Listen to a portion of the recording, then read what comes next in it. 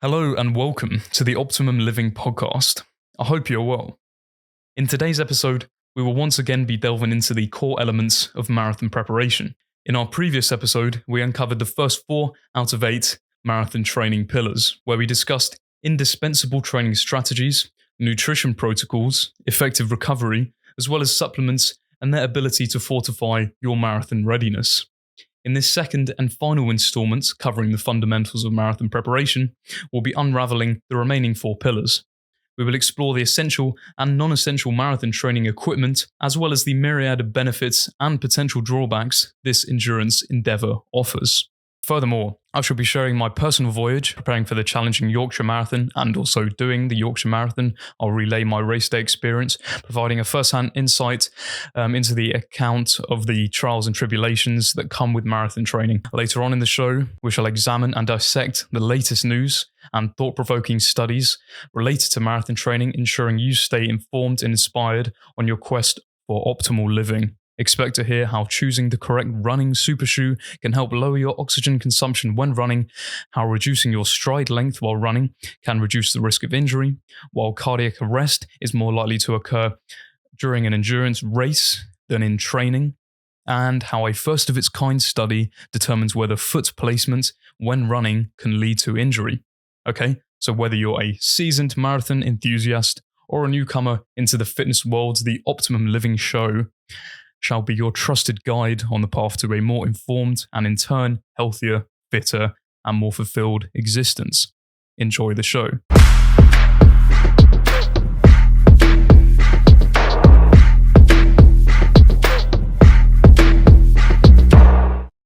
Part 5 is equipment that you may or may not need during your marathon preparations. Okay, so we're going to sort of divide them up into essentials and non-essentials. All right, so to start with, we have essentials. Running shoes, very important. Okay, so we're currently in the era of exceptional running shoes. Footwear has evolved to become lighter, more comfortable, and faster, resulting in personal bests on race day. Okay, faster recovery after intense workouts and increased enjoyment during easy runs. However, it's essential to understand that not every running shoe is a perfect fit for every runner or every type of run. When it comes to selecting the ideal pair, numerous individual factors must be taken into account. These include the unique biomechanics, body weight, the type of surface you run on, the shape of your feet, and the specific feel you actually prefer. Whether you prefer to feel the ground more, or whether you prefer like quite a thick sole so it just cushions your foot a lot more. Because some people find that with more contact to the ground they can more agile, they can turn better, they're more stable, for example. It's easier to drive in, all these little factors. When it comes to selecting the ideal pair, it's important to consider these variables, all right? And I'll be breaking down these variables more in a future episode, discussing the finer details of marathon training. But however, it's hard to tell what running shoes to buy.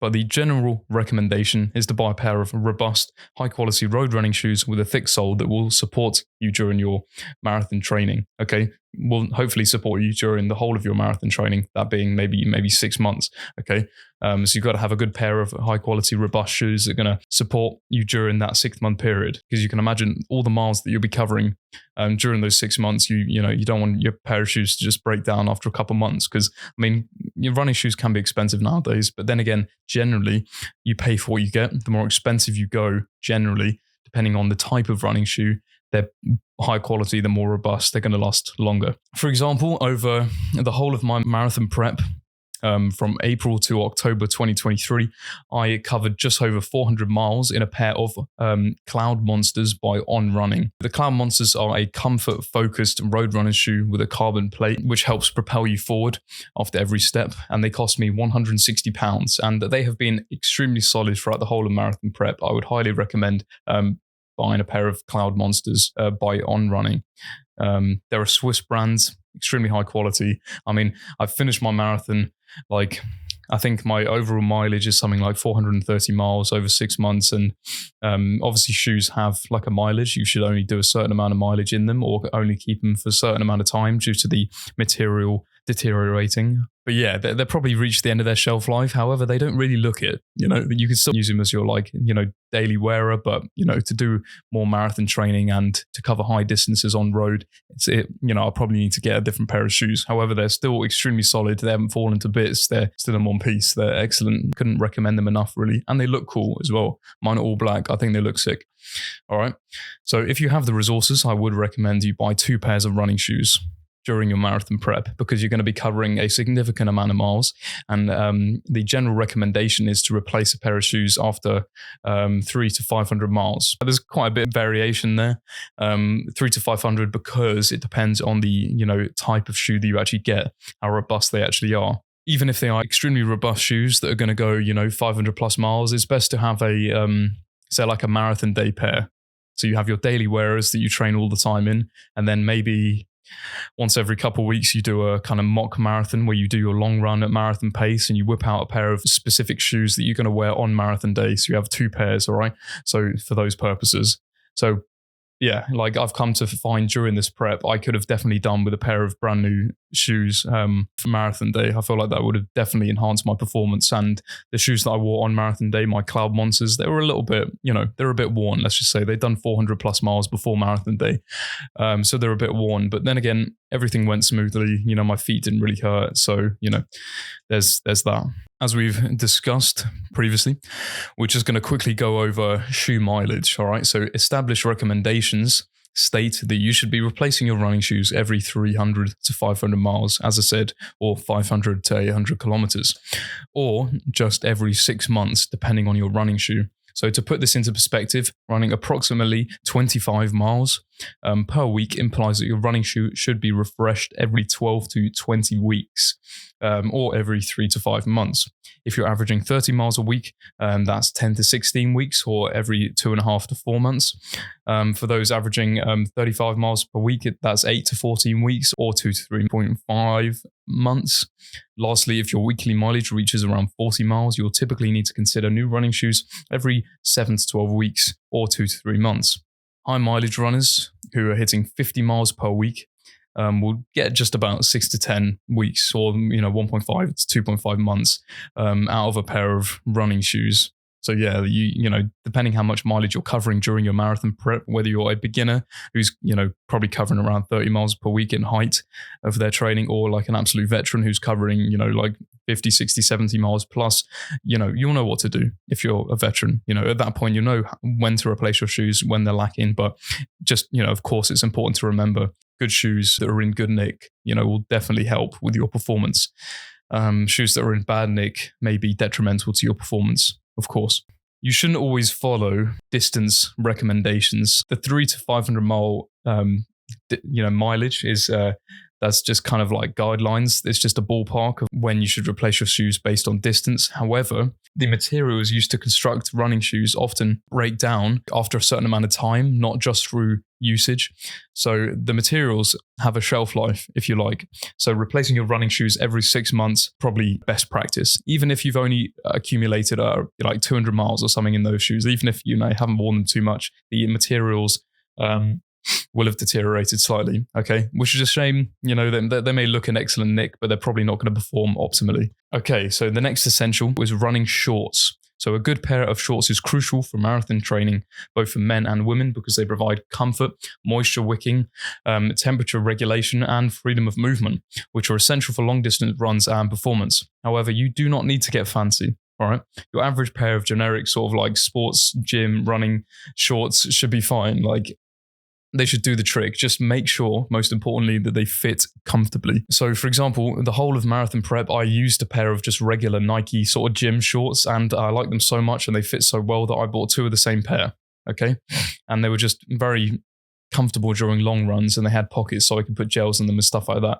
Some things to consider. Ensure that your running shorts don't make you chafe, though.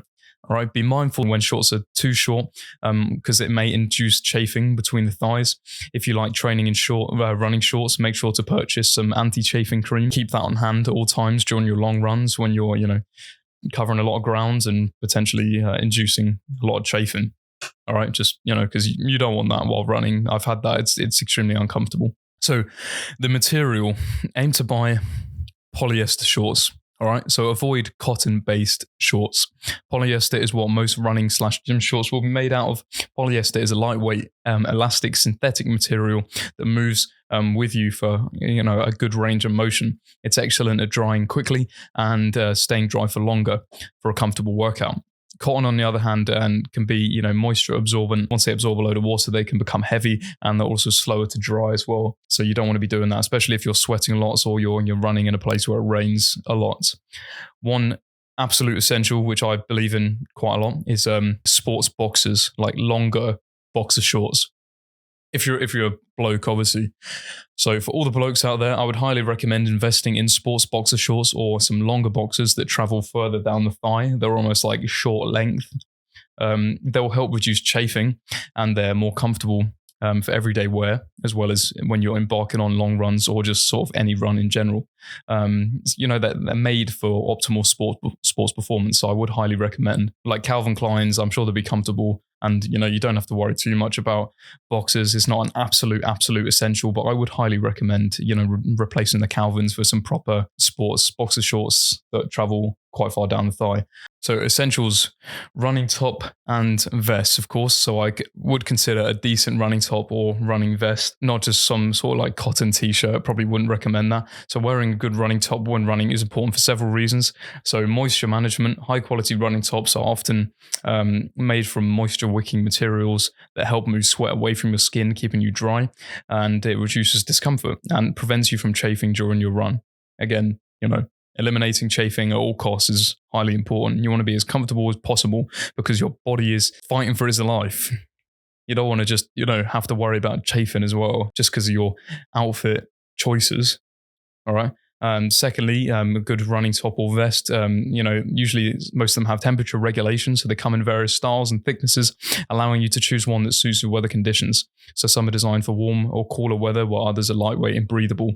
You want one that's lightweight and breathable, okay? Comfort: they're designed to fit well during exercise. So, that's what they're made for, comfort while exercising. So I would highly recommend. Visibility as well. Some of them may be glow in the dark and have reflective elements. So this may be good if you're running in like kind of big cities, or if you're running out in the country and you're on country lanes where people are traveling at like national speed limit, and when it's dark, you weren't wearing reflective gear, they probably wouldn't be able to see you. So that might come in useful, so they don't absolutely clart you with the car. Freedom of movement as well. Good running tops provide a wide range of motion, allowing you to move freely during your run. So overall, the right running top enhances your comfort, performance, and safety while running, making it an essential part of your marathon training gear. Once again, polyester is the material of choice with its lightweight, quick drying properties. Cotton-based t-shirts, once again, tend to absorb more water and sweat, and they don't dry as quickly, and they're just going to be heavier and uncomfortable. All right.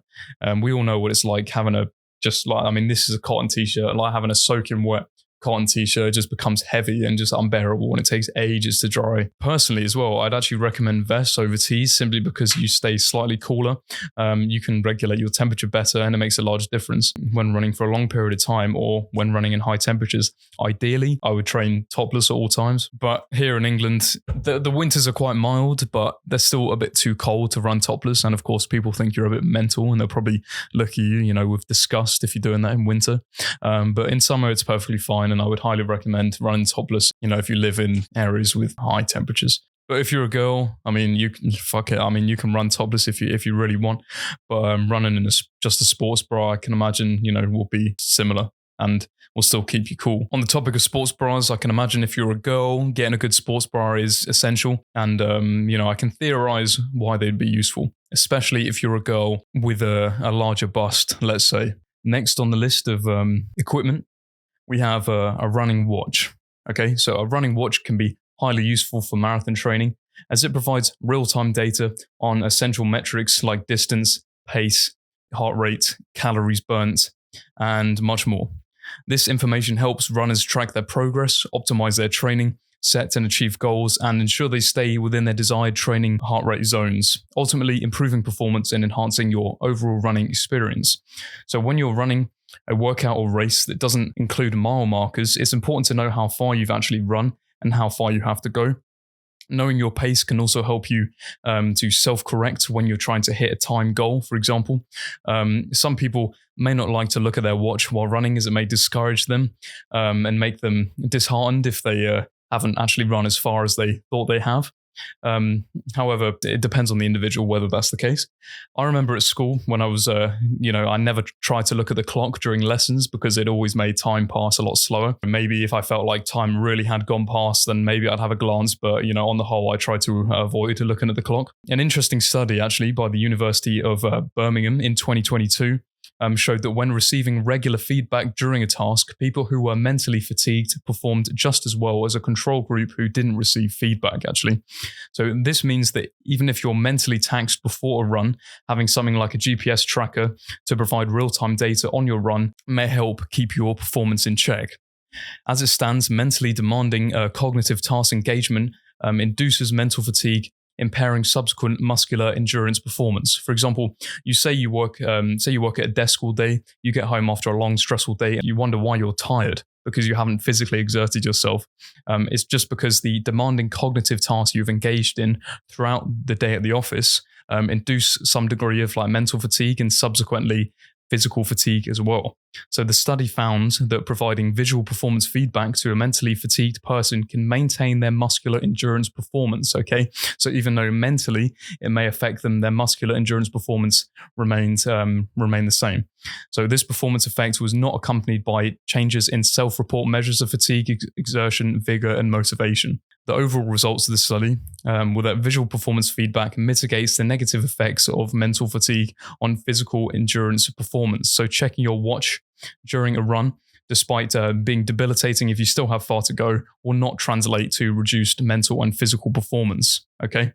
So even if it may feel that way, your mental and physical performance are not being reduced whatsoever. A running watch, importantly, may allow you to actually run without your phone. So during my marathon prep, I invested in a running watch, a proper sports utility watch, the Garmin Fenix 7 standard edition, mainly because I just wanted to listen to music through my headphones without having to bring my phone with me on runs, and also track my runs without having to carry my phone while running, because it's kind of bulky, it's quite clunky, it's just annoying having to carry it at all times, and plus I might drop my phone as well. So my watch cost £560, I believe, slightly on the pricey side. However, it comes with a vast array of features, such as the ability to track distance, pace, calories burned, and heart rate on your runs, walks, cycles, and swims, as well as tracking the metrics on a multitude of other sports and activities such as snowboarding, tennis, gym workouts, golf, and fishing, to name a few. It's incredibly robust with a stainless steel bezel, and it's water resistant up to 100 meters, I believe. And it's very comfortable with the accompanying band strap being made of silicone. So this comes with the actual watch, although I did buy a separate titanium band, just, if I want to go out, if I want to look smart, the titanium band helps to make me look so. Overall, a solid piece of kit. I would definitely recommend watches by Garmin. It's been incredibly useful during my marathon preparations. One particularly useful feature, and as I said, one of the main reasons why I purchased the watch, is that it eliminates the need to carry your phone on runs, which one may do to track their runs or actually listen to music. You can connect your headphones via Bluetooth to the watch, meaning you can still listen to music on your runs without having to carry your phone. For those that are watching this on YouTube, yes, I've changed shirts. It is the next day. But anyway, back to the regularly scheduled program. The next point was just to be mindful of the accuracy of wrist-based heart monitors. Okay, so always be mindful that running watches may be slightly inaccurate, and the information they provide shouldn't be taken as gospel. For example, wrist-based heart rate monitors, they're not going to always be 100% accurate. Okay, so in a 2018 study, a study published by the Journal of Digital Health found variations in heart rate accuracy, with errors ranging from about 1 to 8%, depending on the device and exercise intensity. Another study from 2017 presented at a conference showed that these watches could accurately measure up to 89% of heartbeats at rest, but were less accurate during exercise. Okay. In a 2019 study in the Journal of Sports Sciences, reported error rates ranging from about 2.4 to 13.5%. All right. So the most intriguing study, in my opinion, comes from 2018 in the BMJ Open Sport Exercise Journal, and it found absolute error values between 3.8 and 6.2%. However, using a 10% equivalent zone, all right? So the researchers concluded that the watches were accurate. This becomes a concern, though, for athletes who rely on heart rate monitors to stay below their aerobic threshold. For instance, if an athlete's aerobic threshold is like 150, a 5% error rate mean that actual heart rate could be around 157, which could be in a completely different heart rate zone, therefore impacting their training and race performance, for example. So if you're a more advanced marathon runner, it may be useful to invest in like a chest strap heart rate monitor.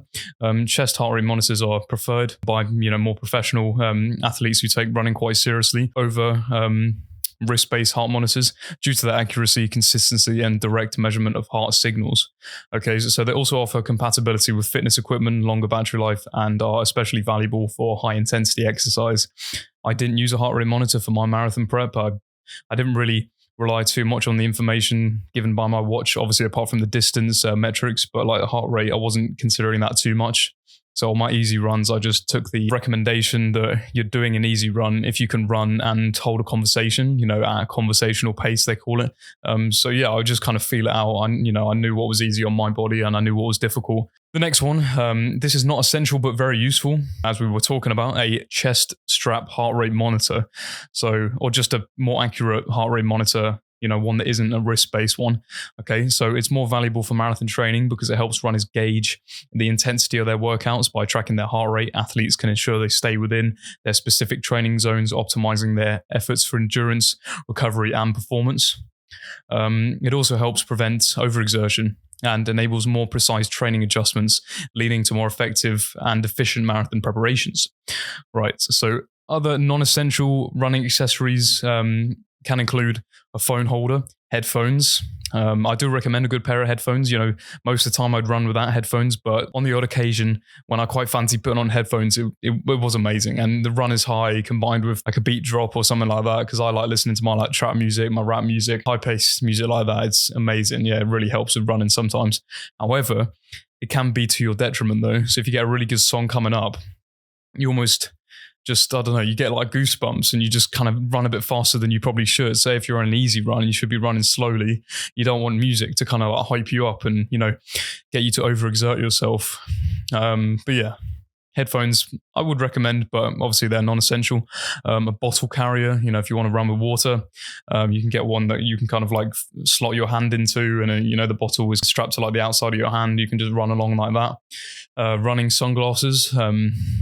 Obviously, they can be useful if you live in like obviously sunny areas, and they also help you look the part. You look like a proper professional runner when you are rocking the sunnies. Like a hydration belt as well, or a vest to carry your bottles and like gels and snacks and stuff that you can strap around your waist.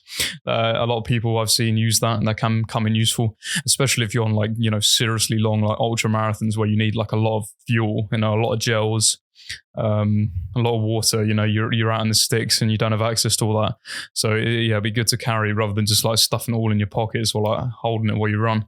And then lastly, we have hats and caps. Personally, I love running in a cap, like stick on a backwards cap. Like, I'm not sure why I like it. Just, I don't know. I just like it. Maybe for the aesthetics, it looks cool. Right, so that was the equipment, the essentials and the non-essentials. And now we're going to move on to part 6 of the show, which is the physical and mental benefits of running. So we all knew this was coming, and it's very good to know, this can be the reason why a lot of people actually start marathon preparation in the first place. All right, so we're just going to detail the physical section now. So we're just starting with the physical benefits, all right?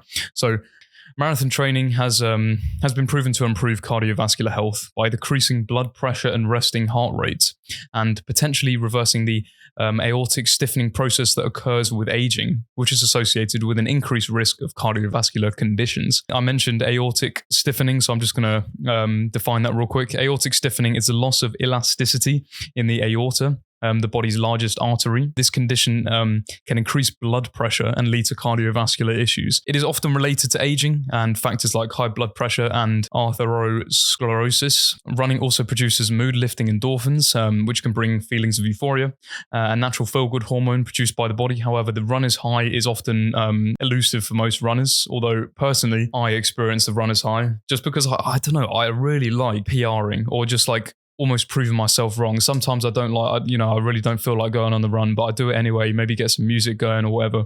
And I'm just there running along. And then I think of something that just kind of like fills me full of goosebumps and just gives me a rush. And then I just kind of float onwards. Like I don't feel any pain. Like, I just feel weightless and, I run a little bit faster and I don't even feel the overexertion. So whether that's the music that's causing me to do that or like a thought that I've had, often what I'd actually think of when I was running was like crossing the finish line at the York Marathon. I kind of like think of that and I think of, people around me that were supporting me throughout the whole journey. They've supported me and what they've got back is me actually doing the race and doing it well. So it's like a nice feeling.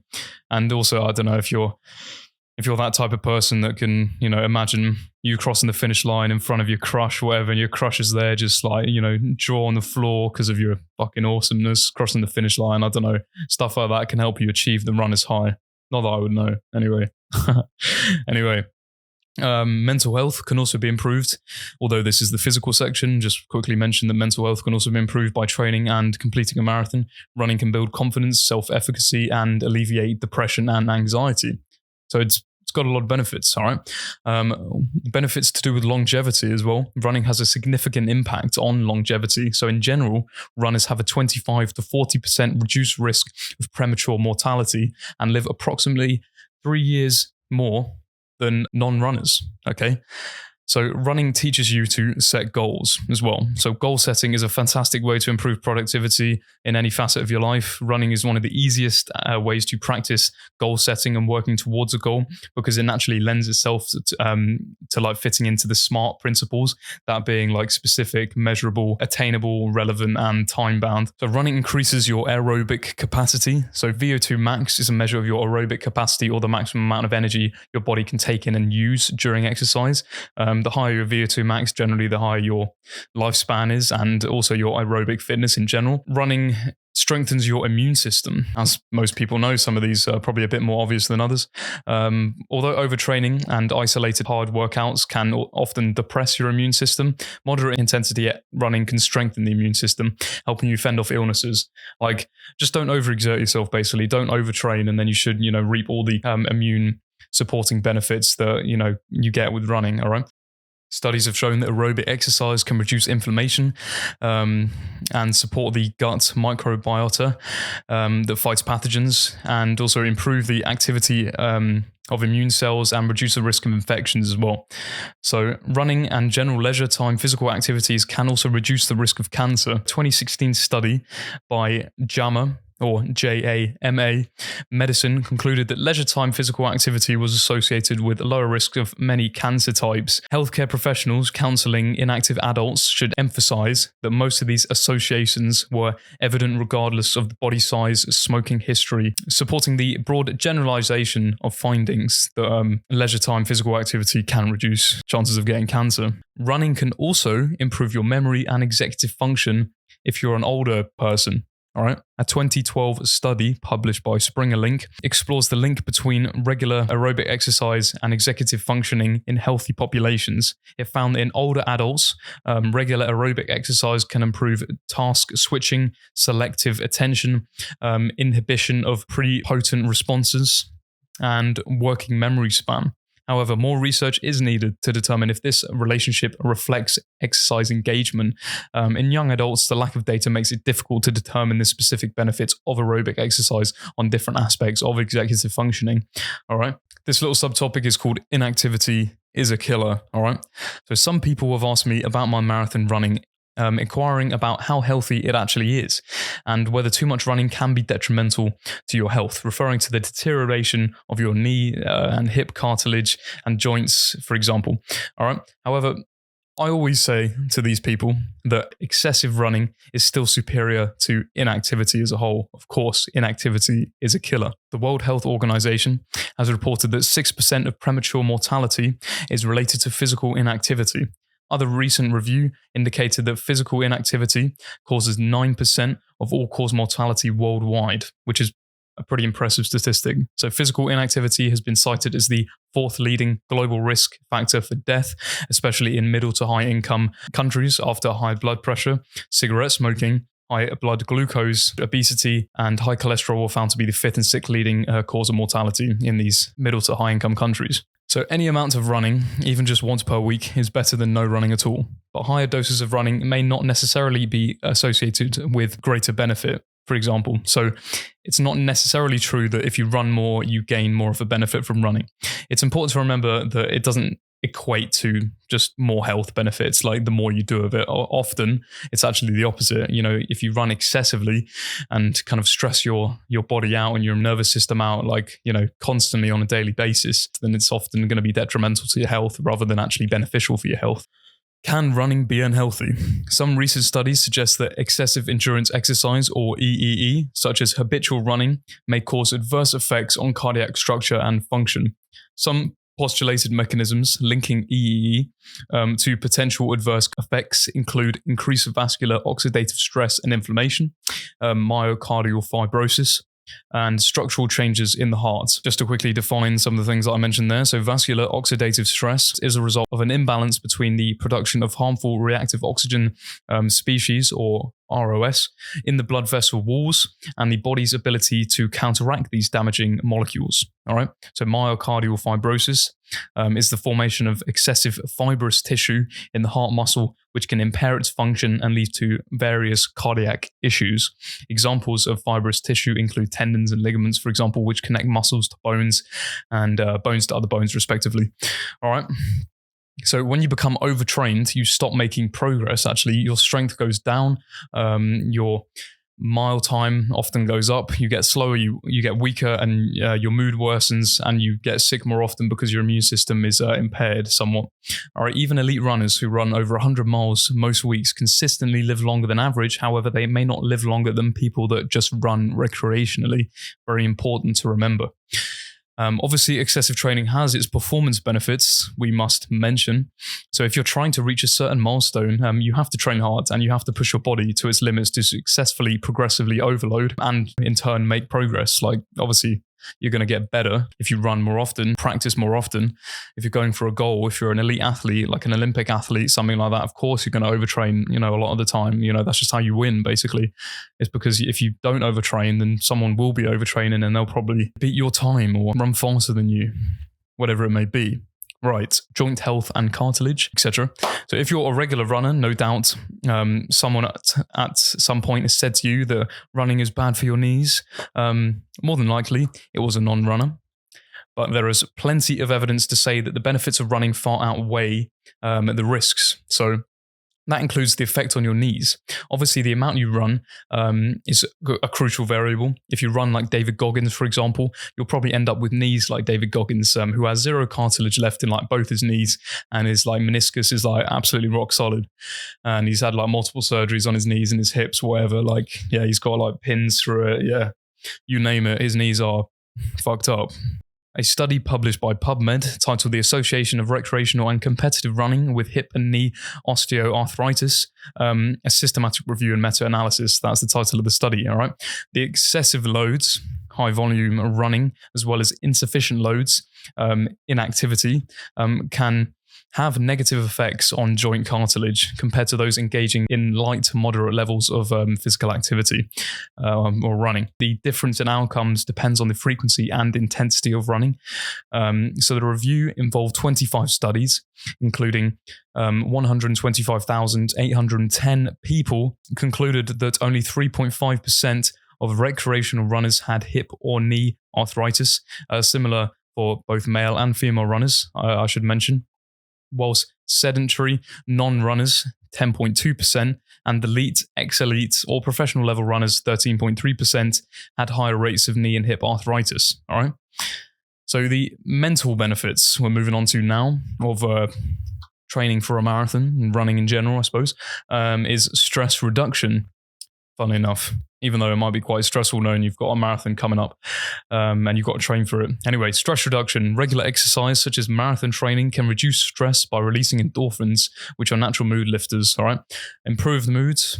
Running can boost your mood, alleviate symptoms of depression, and overall enhance well-being, enhance your mental toughness as well. This is a very important one. And yes, it's definitely one of the key benefits of training for a marathon, something that's like most people will consider to be very difficult and most people just wouldn't do because they just wouldn't be able to fathom themselves doing it. Okay, so marathon training challenges your mental fortitude, helping you build resilience and determination, which it does really, because it is quite a long way, to be fair, and it is quite painful. But I do believe it's definitely good to do hard things. You become a more well-rounded individual with, more stories to tell, I suppose, to your kids and grandkids. Yeah, I just think you become a better person because of it, It's like a struggle and strive always improves character. Goal setting. Setting and achieving marathon goals can boost your self-confidence and sense of accomplishment as well. Stress management. It's good for stress, it seems. So running provides a healthy outlet for stress and can improve your ability to manage life's challenges, just like the gym does, for example. If I'm speaking to the males in the audience at the moment, you've probably seen memes on Instagram, whatever, where it's just like, what makes great workouts is heartbreak or, thinking about a chick, whatever. It's just like... And there's that meme that's, I don't know, I'm in the gym absolutely destroying my chest while she's getting made love to by the skinny kid who vapes. Yeah, it's good to, if you're a bit angry or you're a bit stressed out or you just have some sort of like emotion that you need to just let out without actually telling people about it and sobbing or anything like that. It's good to do a bit of intense exercise, I find. I don't think that's a particularly toxic behavior. I think it generally, as far as I know for a lot of guys, it generally helps them to just, manage their stress and their emotions, all right? Just going for a really long run, tiring themselves out so they just fall asleep, or having a really intense gym session, or a really intense tennis match or football match, whatever it may be. It's always good to have these kind of outlets that you can go to release that stress rather than just keeping it up, in yourself and living with that constantly. All right. That's why I find it strange, when people say they don't exercise, like you don't exercise at all. It's like, come on, bro, you're missing out. Next mental benefit, we have increased focus and concentration. So training requires mental focus, which can translate into better concentration in daily life. Better sleep as well. Regular exercise can improve sleep quality, promoting a more restful night's sleep. Social interaction, for example, joining like a running club or running groups, communities, can enhance your social connections and provide a sense of community. And it can also probably release endorphins, and it gives you people to like kind of compete against. If you've got someone that's slightly better at you, you're a bit motivated to catch up with them and keep up with them. Clubs are really good. They become quite popular. Recently, I just saw a guy that like ran the whole London Underground. I think it was like 270 kilometers, something like that. And he did it with a load of people. I don't know if it's like a running club. I think he just picked up people along the train line. But yeah, like running clubs, yeah, they're quite popular, especially with like, say, recreational runners, people that you don't really like running by themselves, but running with a group of people actually helps them get out and run. It's always very good. All right. So mindfulness and relaxation. Running can offer moments of mindfulness and relaxation, helping you clear your mind and find inner peace. Enhanced self-esteem as well. Accomplishing the feat of running a marathon or just PRing in training, running in a 5K park run, whatever it may be, it can greatly boost your self-esteem and self-worth. So I believe exercise in general, if you've never done it before, the first session, you're going to be terrible, but it's going to be a personal record. And then it's just going to keep getting better and better and better from that point. It's like with running. It's like one of the reasons why I took up running was because at the gym, like, I kind of plateaued a little bit. Obviously, I've dialed in my training and I've stopped plateauing now. But like when I do, it can be a bit discouraging and a bit disheartening sometimes. So it's good to have like a separate sport in a completely different field where I just constantly PR. It's like the marathon training. It's like just PRing every week, basically increasing my mileage every week, going further and, going for longer than I thought I would ever be able to do. So it's a really good thing, especially those, for those that are into fitness and just if they haven't PR'd in a while, it's like an itch that they just can't scratch. They don't know why, they're feeling uncomfortable, but they are. It also can help prevent cognitive decline. So although running doesn't provide a cure for Alzheimer's disease, it can enhance the brain's capacity to reduce and delay cognitive decline that typically begins after the age of 45. Engaging in regular exercise, particularly between the ages of 25 and 45, stimulates the brain chemicals that support and safeguard the hippocampus, a crucial region of the brain responsible for memory and learning. Remember that individual experiences may vary, but marathon training often provides a holistic approach to both physical and mental well-being, all right? Okay, so now we're going to move on to part 7, which is my marathon training journey. So my time spent training, I entered the marathon in April 2023, and I ran the marathon like 3 days ago on the 15th of October 2023. Okay, so I had a good 6 months to prepare for it. Although, as is always the case, I needed a month to kind of like properly sink into a running routine. Last October in 2022, I ran the Bournemouth Half Marathon, and I had some experience training for that event. I would recommend, if anyone's thinking of doing a marathon, that they do like a kind of smaller event before they run the full 26.2 miles, like a half marathon or 5, 10, 15K event, whatever it may be. I believe that's wise, just to get you into the routine of running and not just throwing you straight in the deep end, all right? Because you want to do a marathon, but you want to do it in a good time. So then it's a bit of a flex. So if you meet people, most people that haven't done a marathon and you're like, yeah, I've done one. They're like, okay, that's impressive. But then, what's really impressive if you meet someone that's already done one and then you've got a better time than them. It's not particularly important, but it's good for you, I believe. Personally, I'm quite competitive, especially with myself. So I always just wanted to get under 4 hours, and I got 3 hours 52, and I was quite chuffed with that. I don't know if that's good for my age and my level of fitness. I don't know. I probably could have gone a little bit harder, but it wasn't a walk in the park, let's say. You can run a marathon without doing smaller distance events beforehand, as long as you just allow yourself a bit more time to train. For example, maybe, a couple more months in 6 months, maybe like 8 months, something like that. Obviously, the more you train, the better the outcome will probably be and the more prepared you'll probably be. All right.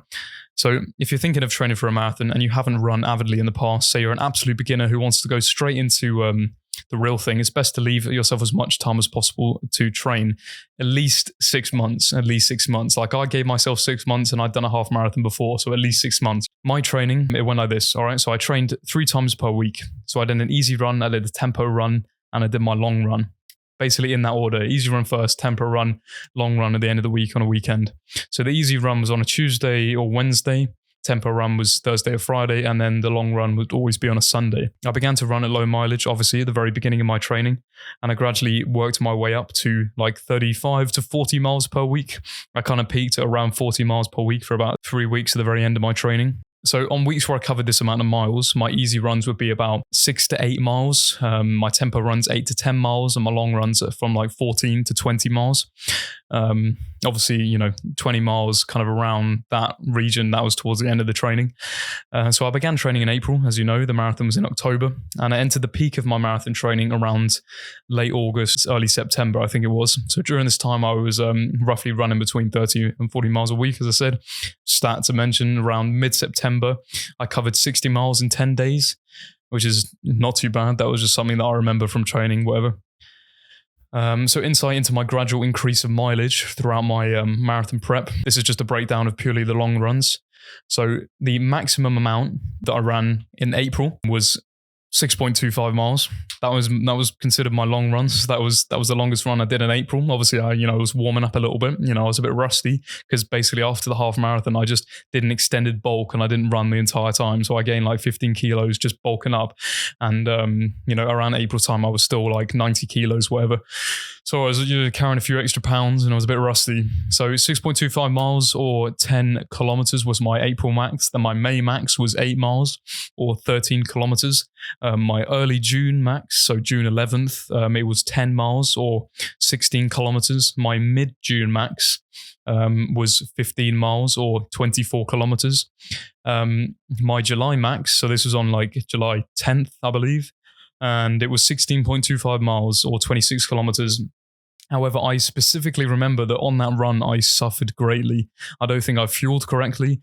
I do remember eating. I do remember eating enough beforehand, and I do remember eating on the run, but just not enough for the amount I was running, and especially since I wasn't actually used to going for 16 miles. But I remember I was completely exhausted at the end of it, and I was just, I was not feeling that good. Didn't have enough water, didn't have enough electrolytes, just didn't have enough fuel during the run either, and probably didn't carb load the day before. And I remember that was in the morning, and in the evening, I had to go pick my parents up from the airport.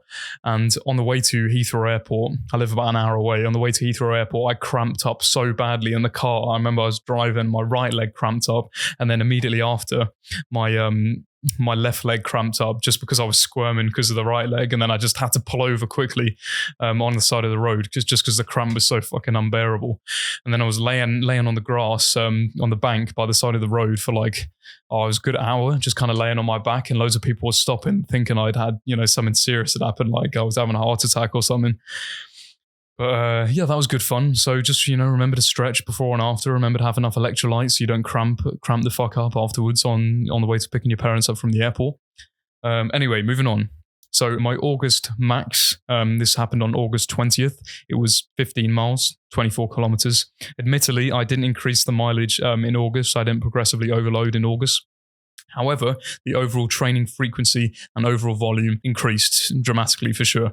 I just didn't PR in mileage in that month. So early September max, so September 3rd, I did 20 miles. I did the kind of maximum amount that they recommend you do in training. So that was 20 miles or 32 kilometers.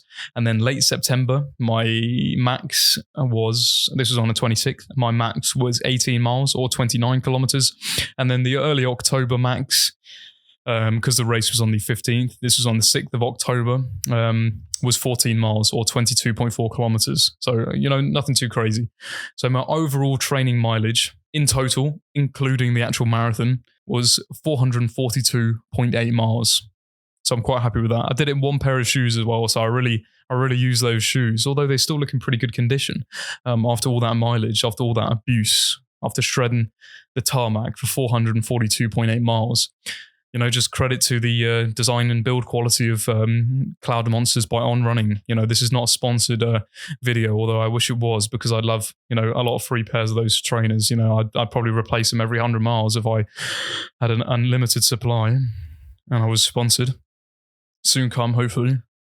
I would mainly run early in the morning if I could. If not, the evening would suffice. Okay, so throughout the whole of my marathon training, I did resistance training because I consider myself to be a hybrid athlete. Not too heavy at the beginning of the marathon prep due to a shoulder injury I sustained, from weightlifting, probably bench press. Towards the end of the prep, I had some physio work done on my shoulder, got a couple of massages, got some acupuncture. The pain cleared up and I didn't really feel it too much after that. It meant I could go back to weightlifting, doing heavy bench press and back sessions, whatever it may be. I'd always ensure never to do heavy deadlifts though, or heavy squats, exercises that, if you do it wrong, could potentially compromise your back and to make that sore. So in the past, when I was stupid and didn't know what I was doing, I'd do heavy deadlift sessions or squat sessions, then I'd go on runs, and after like 5 kilometers, my back would just be completely messed up and I wouldn't be able to continue because it was just so painful. It just was really, really uncomfortable and awkward. So I just kind of cut out deadlifting temporarily from my training routine just because I didn't want my back to be compromised, especially leading up to the marathon. Weight training kind of close to the marathon, I tapered off a little bit. I still would train hard. My last gym session was on the Thursday before the run on the Sunday, but that was only arms. That wasn't anything too taxing overall. I would still lift heavy, ensuring to keep good form and keep my back straight during any and every exercise. So I still train legs during the kind of middle section, but not like a month before the actual race. Just didn't do like heavy squats, but I'd still squat, not heavy though. It was probably around 75% of what I was capable of doing, 75% of my max. I believe it's important to continue weight training during a marathon prep to keep your legs strong in order to provide you with more power and more muscular endurance while running. All right. So weight training can keep the muscles strong and can also reduce the chance of injury, as we've previously discussed. So also all that running combined with all that weight training and a healthy high protein diet, you'll probably look like $1 million, burning all those calories and weight training as well. You're getting muscular and you're just kind of maybe getting a little leaner as well from all the cardio. Yeah, you're going to be looking sick. Probably was in the best shape of my life, like during this marathon prep. Admittedly, I did cut kind of for a holiday just to get a 6-pack as well. So that helped. It wasn't like I started marathon training, didn't change the diet and accidentally got shredded, whatever. It was just, I did try to, I tried to get shredded, but still definitely helped and you'll still look sick, or at least you'll look in better shape than before you start marathon training for sure. It's something everyone wants, to look like $1 million.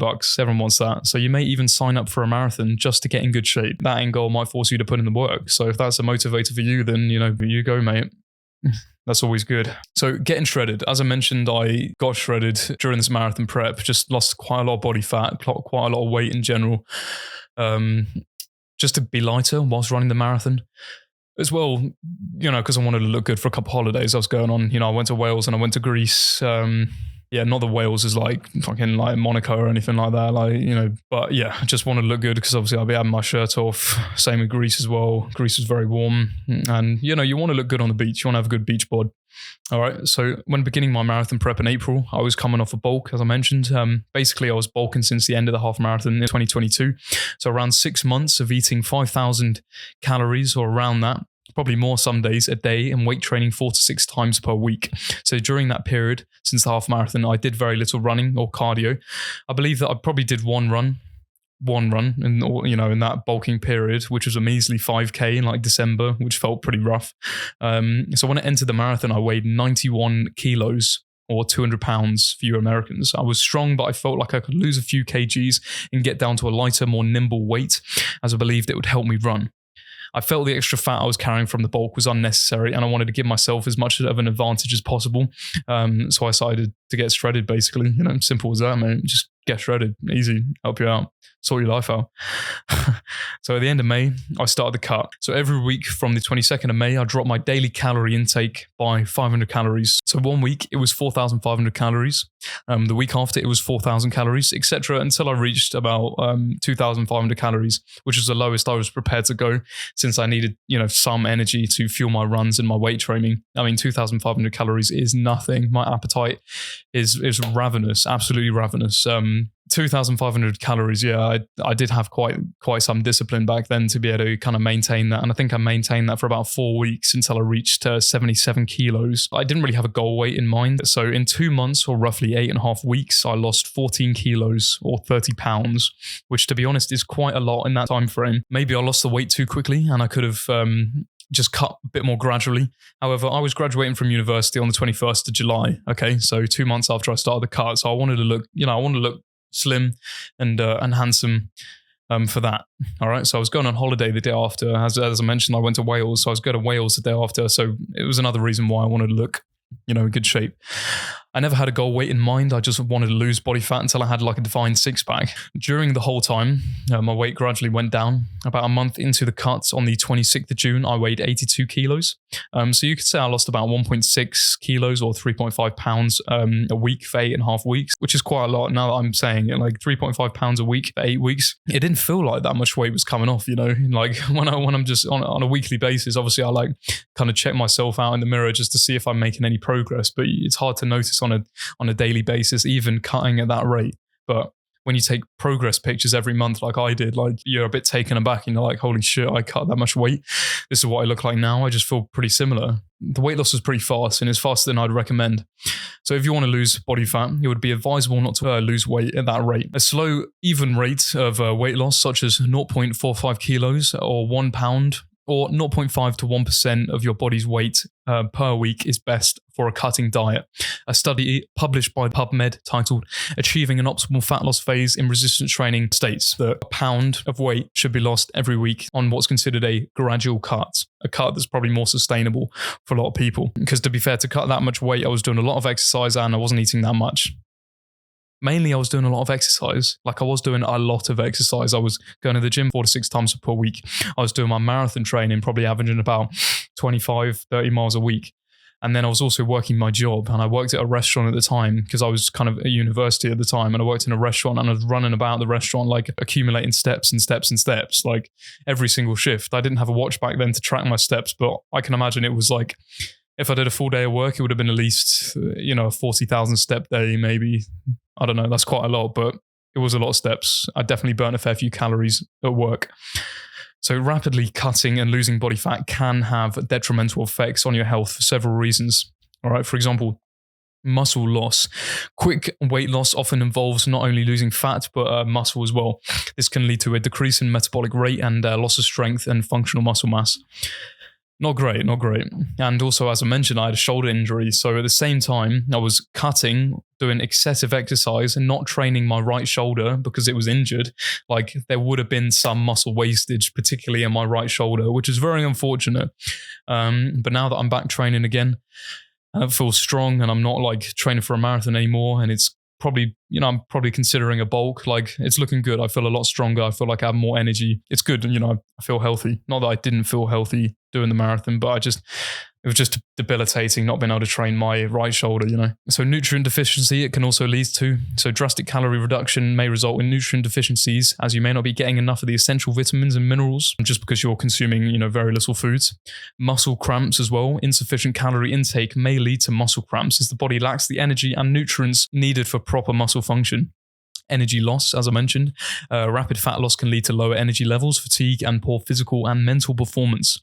And also brain fog. People say they get a bit of brain fog from being incredibly lean, but I never really got that. I almost felt like eating less calories, like being on a calorie restriction gave me less brain fog. I felt like I had a bit, a lot more mental clearance, although I would tend to overthink quite a lot because I would overthink and overanalyze so much because my psyche was so clear, like a blank canvas, and any sort of thought just would come in and stain it, and it would be there for a long time, and I would kind of overanalyze it, just like I did there, explaining that analogy, just complete overanalyzation. Hormone imbalance as well. This is an important one. Quick weight loss can disrupt hormonal imbalance, potentially affecting the menstrual cycle in women and leading to hormonal imbalances in both men and women. For example, in men, and generally, if you cut body fat and you get to quite a dangerously low level of body fat, it can drastically affect your level of testosterone. Your testosterone can plummet. Some people experience loss of libido, erectile dysfunction, loss of energy, like hair loss as well was one of them, and just a reduction in mood as well. Because if you have low testosterone, you can have symptoms of anxiety and depression. It can cause you to feel depressed and down and blue. But however, I did not experience that. Although my cut was quite rapid, I still ate properly. I still ate healthy fats. I still would train properly. I'd still get adequate amounts of sleep and good quality sleep every single night. And I would rarely ever drink. I wouldn't do any drugs. I was just doing pretty much everything that was optimal for hormones, apart from the speed at which I was cutting weight. So although my libido may have decreased ever so slightly, don't get too worried, especially if you're a young 22-year-old lad like myself. You'll be absolutely fine. I shouldn't worry. It does depend on the individual, I will say. And then another point, we have risk of regain. Rapid weight loss is often difficult to sustain, and many people who lose weight quickly end up regaining it once they return to their normal eating habits. However, personally, I did not experience too many side effects, as I already mentioned, from the relatively rapid weight loss. I was getting plenty of sleep, not over-exercising, and always get enough protein and fats, of course, as I mentioned. Eating protein when cutting is crucial. It's very important to preserve muscle mass, support metabolism, and feel full, aiding in weight loss, because protein is one of the most satiating macros, or it is the most satiating macro, I believe. Eating enough fat when cutting is important as well for hormonal balance, energy, and nutrient absorption. I would try to mitigate muscle loss by lifting heavy and lifting often as well. You've got to try and lift as heavy as you did when you were in the bulk to, maintain as much muscle mass as possible. Okay. So despite my shoulder injury, I would try to lift as heavy as possible with the left arm. It was a very tragic few months while I was not training the right arm. Often I just look at people even people that weren't in the gym and that were just out of shape. I would look at them and be like, oh, I bet he or she can use their right arm to train chest in the gym. It was kind of really messing with me, but everything worked out in the end, and fingers crossed the injury doesn't return.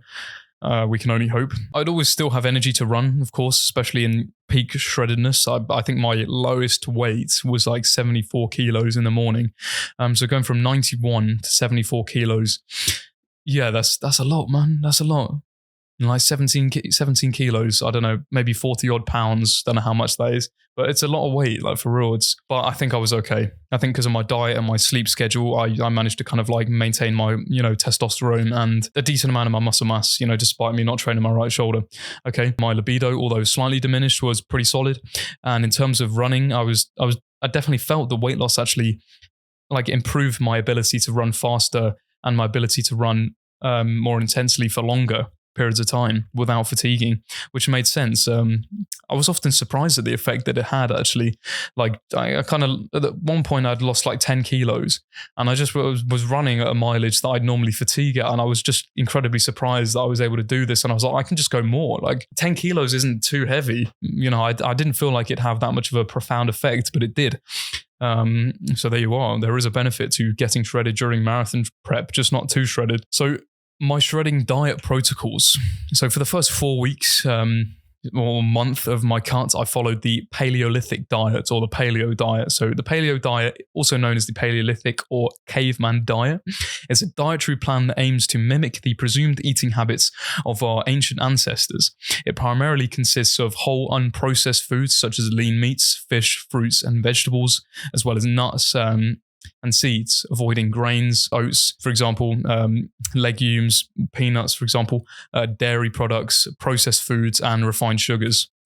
The idea is to eat like our pre-agricultural ancestors and to promote better health and weight management. All right. So my honest reason for trying this diet model was not to help with getting shredded, but just because I was quite interested in it. Like I'd heard a fair few recommendations from my friends saying that they've tried similar diets like the carnivore diet, like keto diet and stuff like that. So I wasn't prepared to go full carnivore, like especially marathon prep, like eliminating all carbohydrates as a whole and just stick with meat. Like, yeah, I wasn't prepared to do that just yet. Maybe I haven't done it ever still. So maybe I'll do that on a future date and possibly make a video about it. So I'm a bit more justified to actually talk about it. So yeah, I just thought I'd try the paleo diet because obviously you can still eat fruit. You can still eat like vegetables. You can eat like potatoes, sweet potatoes for carbohydrates, and you can eat like as much meat as you want. Fish, like eggs, smoked salmon. Like, yeah, it was a pretty solid diet, really. You can definitely make it very sustainable, and I believe a lot of people can make it sustainable. It's like you want something sweet, just eat like a bowl full of berries. It's like a bowl full of sweets, basically. So overall, the diet was fine, and I was able to sustain it. However, sourcing my carbs from just fruits and vegetables wasn't ideal. You know, I'd probably prefer something like rice and pasta and some oats and all that for marathon training, like to really carb up, especially before like long runs, or like, you know, just carbs that are slower digesting and sustain you with energy for over long periods of time. For example, like oats, they're slower digesting, slower release carbohydrate. For example, once I started introducing oats back into my diet, oats and rice, I felt like I had more energy throughout the whole of the duration of long runs. However, that's just me personally. So depending on the amount of carbohydrates you eat, the paleo diet tends to be quite low in carbs. So for me, during the peak of my marathon prep, when I was aiming to eat around 400 to 500 grams of carbs a day, it wouldn't have been ideal to source all of those carbohydrates from like fruits and sweet potatoes, for example. During the paleo cut diet, I wasn't eating more than, say, 250 grams of carbs a day. However, the total carbs would have been different if the diet model was not adhered to during my cuts. But for me personally, I just didn't want to stress myself out by being on a strict diet. So I didn't want to do this diet and cut for longer than was absolutely necessary. Plus, I enjoyed eating oats, rice, and pasta sometimes. So I did. So I wanted to give myself every available advantage. So after a certain point, I cut out the paleo diet and I went back to my regular diet just so I was comfortable and I wasn't fussing about with any sort of different diet model, especially in the peak of my marathon training. Like it's important just to get dialed in and focused on one particular goal rather than having to worry, you know, whether you're eating processed foods like, I don't know, once. But anyway, it was good fun, and I definitely would recommend the paleo diet to a lot of people. I will try other diet models in the future and then maybe be able to provide my anecdotal feedback. However, you know, anecdotal feedback you should always take with a pinch of salt because the individual results will vary absolutely and always. Okay, now I'm just going to quickly break down my paleo diet and like full day of eating, as well as the supplements that I take at the same time. I call it a loose paleo diet because I didn't follow it exactly. Like I didn't follow all the principles and I didn't eliminate every single food that isn't allowed. My breakfast would typically be like eggs, smoked salmon or bacon / turkey bacon, a bowl of fruit, including like a banana and an apple and some blueberries. My lunch would be some sort of like meat, so like beef, lamb, salmon, cod, turkey, chicken, whatever it may be, plus sweet potato and a banana. At dinner would be meat as well, so like, you know, again, beef, lamb, salmon, cod, turkey, chicken, with some vegetables, some tomatoes, some cucumber, just a lot less like carbs. So I didn't need the excess carbohydrates, and they'd also add to the calorie intake for the day. And remember, I was cutting at this point. For dessert, call it dessert, I just have like a little protein yogurt. You can get them at Aldi. Well, you can get them anywhere nowadays, but just, the protein yogurt pots. So that was what made the diet actually like a little bit loose, because I still have dairy products, not too often, but just in the evening, for my dessert meal.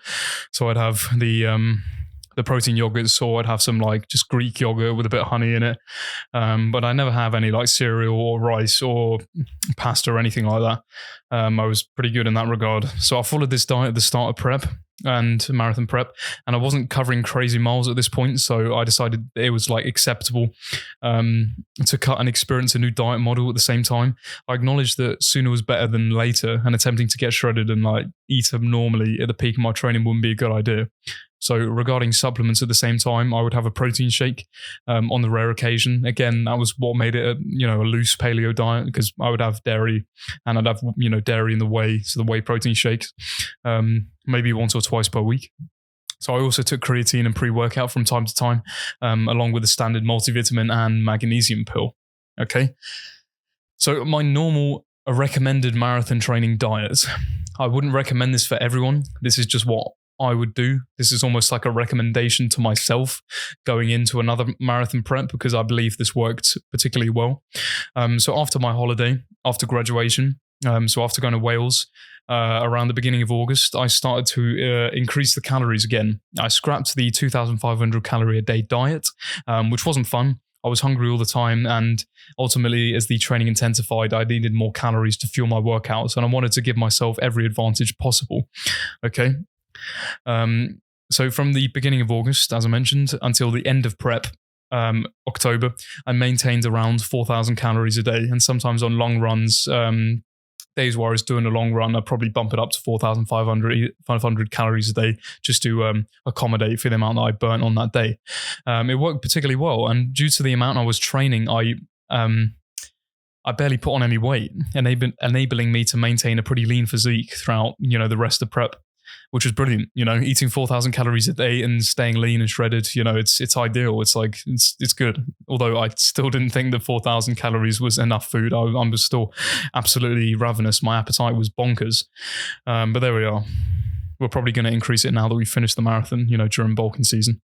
So my 4,000 calorie per day diet, full day of eating and supplements. So for breakfast, I typically have protein oats with peanut butter or dark chocolate and fruit, plus a coffee. So in the protein oats, I'd probably have around 80 grams of oats. I'd have like 2 scoops of my protein powder, which is from bulk whey protein concentrate, iced latte flavor. Works pretty well, in protein oats. Pretty good flavor. Would recommend. Although it has caffeine in it, like 25 milligrams per scoop. So don't be taking it right before bed. So yeah, peanut butter, maybe like 30 grams, dark chocolate, probably like 30 grams as well. And fruit, that being like bananas and blueberries usually, with a coffee with some whole milk in it. Lunch, I'd have like tuna or chicken sandwiches. So tuna with like light mayonnaise and cucumber sandwiches, or like chicken sandwiches. So I'd usually at the start of the week, I'd buy like a whole roast chicken, or just buy an uncooked chicken and roast it. And then I take chicken from that and put it in sandwiches throughout the week. That's a good strategy, especially if you're a uni student trying to save money. Although I was, back from uni at this point. Or I'd have eggs on toast. Would highly recommend eggs. Really good source of protein. Very bioavailable. Would recommend for sure. I'd have eggs on toast. Maybe the toast being like sourdough bread, and I'd have some fruit and some corn cakes with peanut butter. So I'd have like 3 corn cakes, which are basically like rice cakes, but made out of corn. I'd spread the peanut butter on them, and then I'd have like sliced banana on them as well. My pre-workout snack would usually come after lunch. So it would kind of be like a run in the morning, and then like do a bit of work, and then probably go to the gym if I was going to the gym, like sort of like mid to late evening.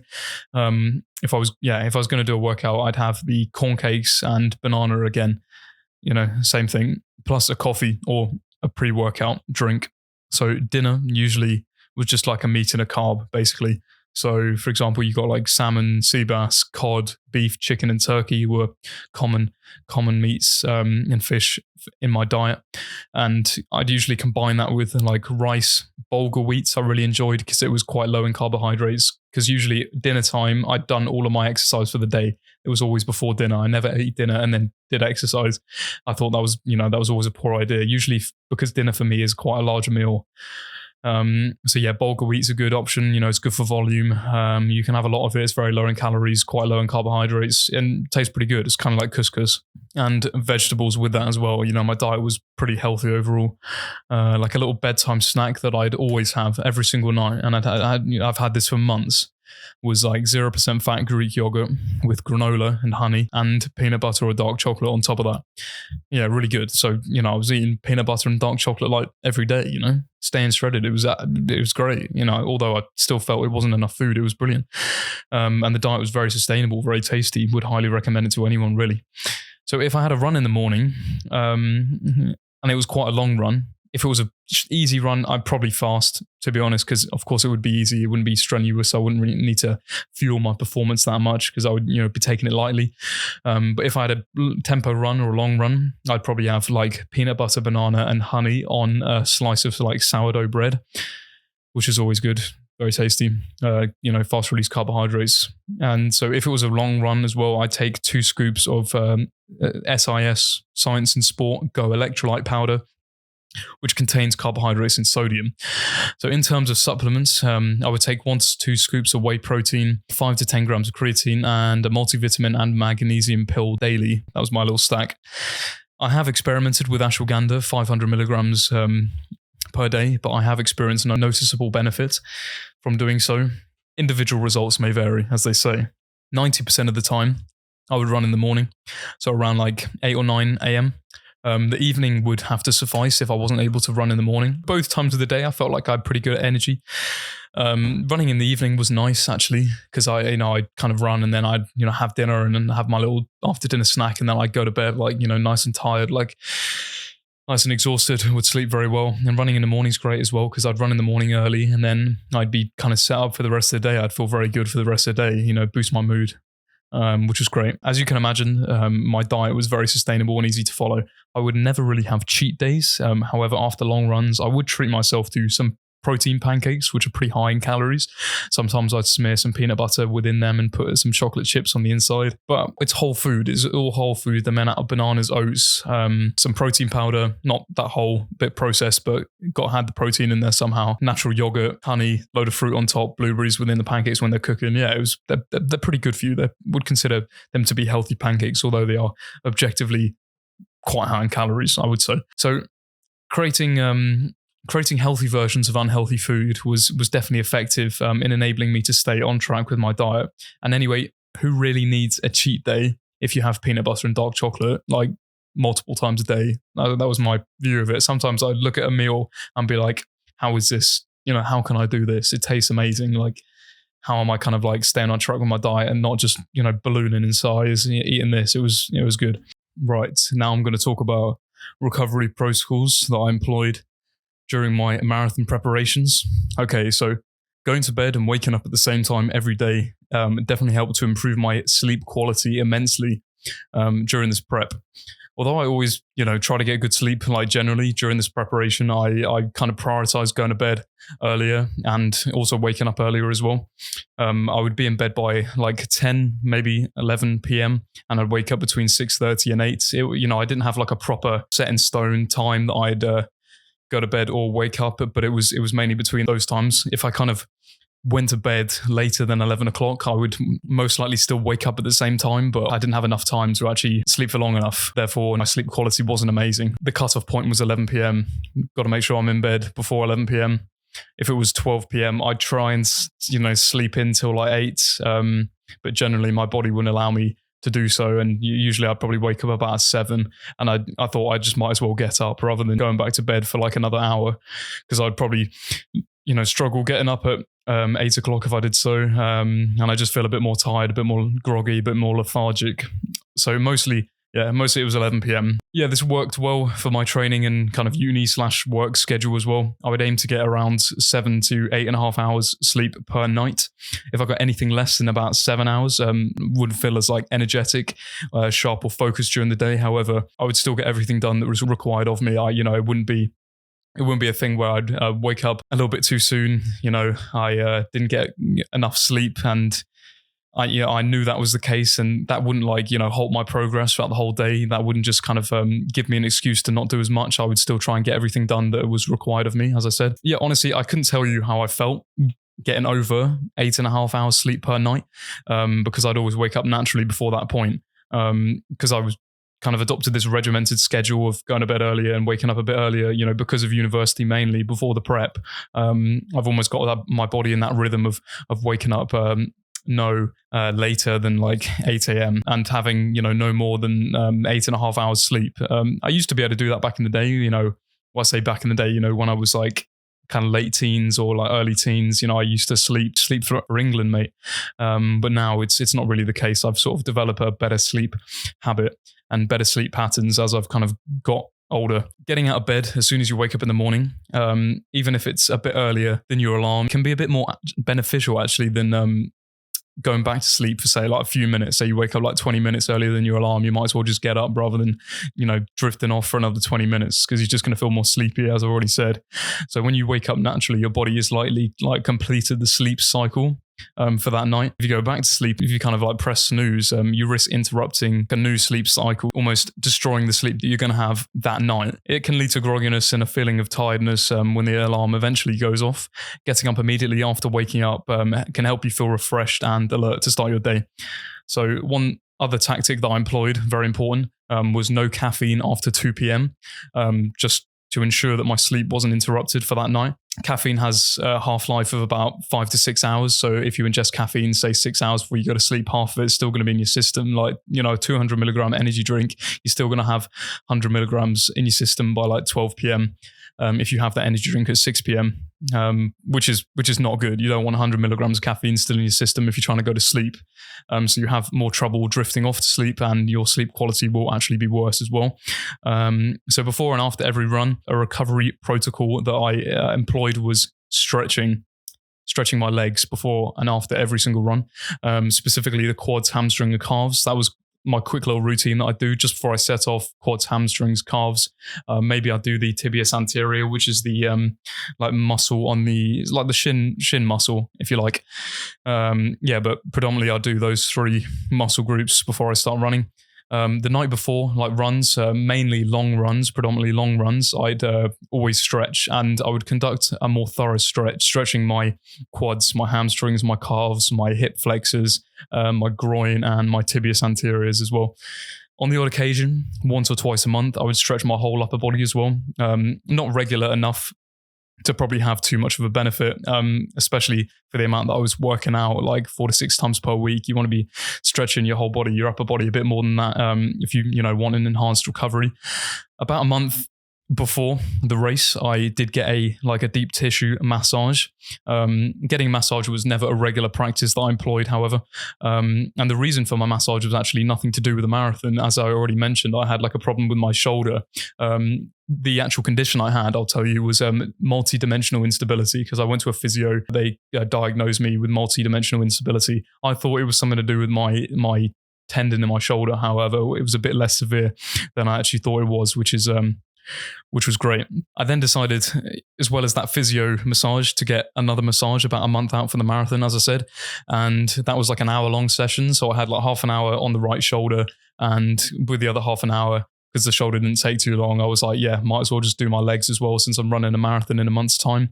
So yeah, I got all of my lower body massage. And yeah, that was really good. And the physio conducting the massage recommended that for those training for a marathon, regular massages would definitely be very useful. They would be considered good practice for recovery.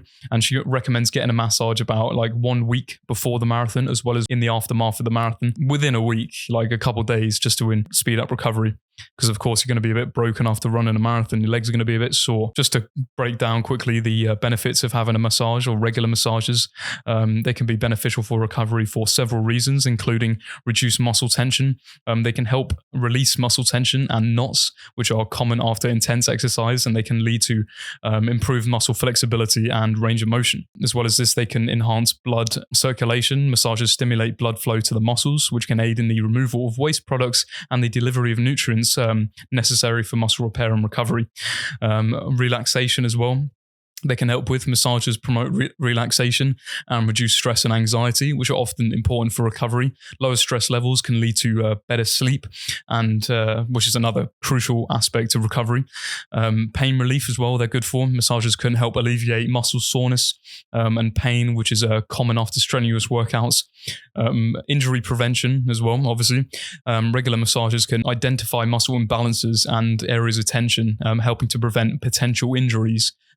Improved lymphatic drainage. Okay, so massages can enhance the function of the lymphatic system, which assists in the removal of toxins from the body. Just to quickly define that, the lymphatic system is a network of tissues, vessels, and organs in the body that can help maintain fluid balance, filter harmful substances, and support the immune system. It runs parallel to the circulatory system, consisting of lymph nodes, lymphatic vessels, and lymphatic organs such as the spleen and the thymus. So quickly, this is a bit of a tangent, but the primary functions of the lymphatic system include fluid balance. It collects excess fluid called lymph from body tissues and returns it to the bloodstream. This can help prevent swelling and maintains normal blood volume. Immune defense. The lymphatic system contains lymph nodes, which are small bean-shaped structures that filter and remove foreign particles such as bacteria, viruses, and damaged cells as well from the lymph. Lymphocytes, a type of white blood cell, are also produced and stored in the lymph nodes, playing a key role in the body's immune response. It can also help with the transportation of nutrients throughout the body. Lymphatic vessels absorb dietary fats and fat-soluble vitamins from the digestive system and transport them to the bloodstream. The lymphatic system is vital for maintaining overall health and plays a significant role in the body's immune response by filtering and trapping pathogens and harmful substances, getting them straight out of the body. It can also help with the removal of waste and excess fluids from tissues, contributing to a balanced and functioning circulatory system. Right. Tangent over, back to the benefits of massages. So the psychological benefits include a sense of well-being, and they can enhance athletes' mental state, making recovery a bit more enjoyable. Overall, massages can be a valuable component of an athlete's recovery, promoting physical and psychological well-being. So overall, I would definitely recommend a massage for, marathon prep. If you don't have the funds for them, it's totally okay. Just do a bit of stretching before and after runs, as well as the night before, and just make sure not to kind of overwork all your muscles. Make sure to, get good quality sleep. Massages aren't essential, but they definitely can enhance recovery. And also they're relaxing, they feel nice. Now we're going to talk about the deload week or weeks before the race and my tactics that I employed during my deload for the marathon. So about 2 weeks before the race, I started to taper my mileage down a little bit. So 2 weeks out, on Sunday, the 1st of October, I climbed Ben Nevis in Scotland, covering 40,000 steps. I went hiking the day before and also covered 40,000 steps. So that replaced that weekend's long run. Again, that's a little bit of a tangent, and generally I would not recommend climbing Ben Nevis or any mountain for that matter 2 weeks out from, a significant endurance event such as a marathon. You may roll an ankle or worse.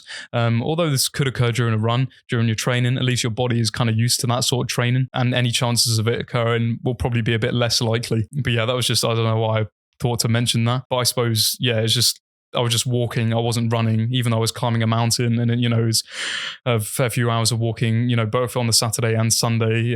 It wasn't doing a long run, for example. So after Ben Nevis, during the second to last week, I ran an 8-mile easy run. I ran a 14-mile long run, skipping the tempo run because I didn't really want to run at pace, which may result in injury potentially if you're sprinting and taking very large strides. The overall mileage that week was 22 miles. So during the last week before the marathon, I did 2 5-mile runs as well as a 2-mile warm-up the day before, the Saturday, before the Sunday marathon. Probably not best practice to run the day before. However, it was only 2 miles, so it's basically a walk, mate. But yeah, I was just getting warmed up and ensuring that everything was, A-okay and the whole system was running smoothly. But I mean, even by that point, if I found that out, there's nothing really I could do about it because the marathon was 24 hours away. During the last 2 weeks, I was particularly strict on my diet, my sleep routine and stretching routine as well, and my caffeine intake. I ensured to get enough protein and carbohydrates in every day, making sure I stopped the caffeine intake at 2 p.m. on the dot, no later than that, to ensure that I didn't interrupt my sleep. I also prioritized not eating like just before I went to bed and stretching before I went to bed every single night. The eating before bed, I just didn't want to go to sleep with a load of food in my stomach. It would also prevent me from falling asleep quickly and probably interrupt my sleep. And it feels pretty uncomfortable as well. So, always make sure to eat a few hours before you're actually planning on going to bed. Carb loading before the race. This is, probably what people would consider one of the most fun parts of marathon training, loading up on the good old carbohydrates the day before. But I'd also recommend actually loading up on carbohydrates within the week before as well, because they'll be stored in your muscles as glycogen. The week before, I increased my carb intake by about 20%. On the last couple of days before the race, that being Friday and Saturday, I made sure to eat at least 500 grams of carbs each day, as well as 200 plus grams of protein. So day of eating on Saturday, just because, people like to hear this. I'm going to break it down. It looked like this. So breakfast, I had 140 grams of oats with 250 mils of whole milk, 25 grams of honey, cinnamon, blueberries, and pineapple, plus a full English breakfast, which included 2 slices of wholemeal bread, butter, 2 scrambled eggs, 1 sausage, 5 rashers of bacon, and 1 cup of baked beans, as well as I had a 300 ml glass of orange juice and 2 coffees as well. So my lunch/dinner, I was doing a bit of traveling around because I stayed over at a friend's house because the marathon's in York. I don't live in York. Stayed over at a friend's house on the Friday night, then traveled up to an Airbnb I booked for the Saturday night, and I slept there on Saturday, traveling, on Saturday morning from, I believe it was Sheffield where I stayed with the friends, and then traveling to York. So, decent amount of traveling. I didn't have time for lunch that day, so I just had a kind of, lunch and dinner all in one meal. And I probably had that about 5 quite early, went to bed maybe around 9-10 o'clock. So for that lunch/dinner meal, I had 500 grams of organic 5% fat ground beef, 4 organic eggs, and 2 packs of sticky minute rice. It was just, that was what it was called. I mean, I think it was rice that was meant to be in sushis, but I really like sticky rice. It's nice. And it was higher in carbohydrates than the other options. So 2 packs of those, which is, I think it's 500 grams of rice, that in total. Decent amount, around 200 grams carbohydrates, decent amount of carbs. And I seasoned it heavily with salt and pepper. Salt, very important. Got to get the sodium in there before the race. So my post-dinner snack, just to get extra carbohydrates in, which I probably had around 7 p.m., few hours before I went to bed, was 80 grams of oats, 200 mils of whole milk, 20 grams of honey, and 30 grams of like a Reese's peanut butter bar that I found in Sainsbury's. Yeah, it's just like a new thing that they release. Yeah, really nice. I fucking love Reese's stuff, like peanut butter and chocolate. That is a fucking cracking symbiosis. They work so well. Total together came to 4,500 calories, 300 grams of protein, and 532 grams of carbohydrates. So my biggest meals were breakfast and lunch. As I've already said, I ate breakfast around lunchtime. It was more of a brunch because I did my little warm up in the morning, and I don't really like to eat as soon as I wake up. And I had my lunch dinner around 5 p.m. as I said, with my post dinner snack being around 7 p.m. After 7 p.m. I literally ate nothing else before I went to bed. I maybe had a glass of water before I went to bed, but didn't want to go to bed on a full stomach. I didn't want to interrupt my sleep whatsoever, because sleep that night was absolutely paramount.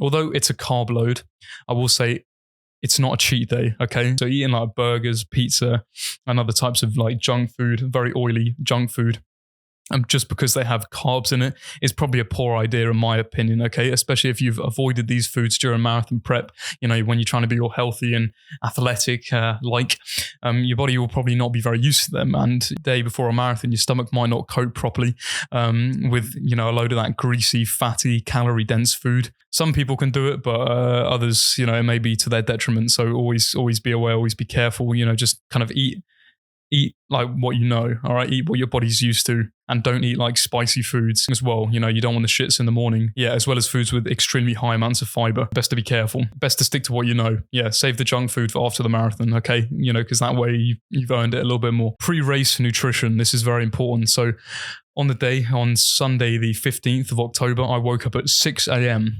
The marathon began at 9:30 a.m. So around 6:45, I had my first meal, which was like a small bowl of porridge. So I had 50 grams of oats, 150 mils of whole milk, 20 grams of honey, and another 30 grams of that Reese's chocolate bar. I also drank a coffee, get a healthy bowel movement going, as a lot of runners know.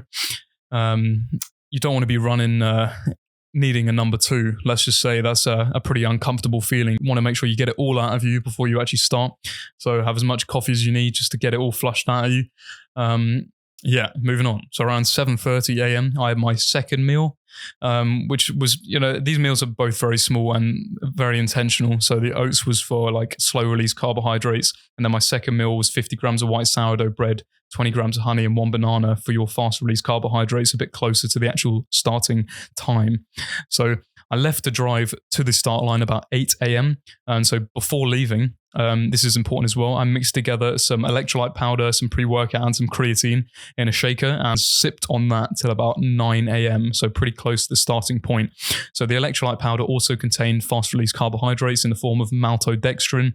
Not great if you're trying to mitigate, stomach problems. I've heard some people can have some sort of like stomach issues with artificial carbohydrates or synthetic carbohydrates. I believe they're called like maltodextrin and like clusterdextrin as well. Best to be careful, or at least best to make your body acclimatized to these carbohydrate sources before the actual race. Just consume them a lot during training, like consume your gels during training, consume your maltodextrin, electrolyte shakes before training, just to make your body acclimatized to them. Okay, so they're not just completely foreign to your system on marathon day. All right, probably not the best idea. As I said, it's important, I believe, to drink a coffee in the morning and have some sort of caffeine, because of the ergogenic benefits, of course, but also it helps your bowels get moving. You don't want to be running and feeling like you got to go. Intra-race nutrition. Equally important, if not more important than the pre-race nutrition. So during the race, about every 30 minutes, I would have a carb and electrolyte gel or a Sorine lift bar. The gels that I use were natural electrolyte energy gels by Velafort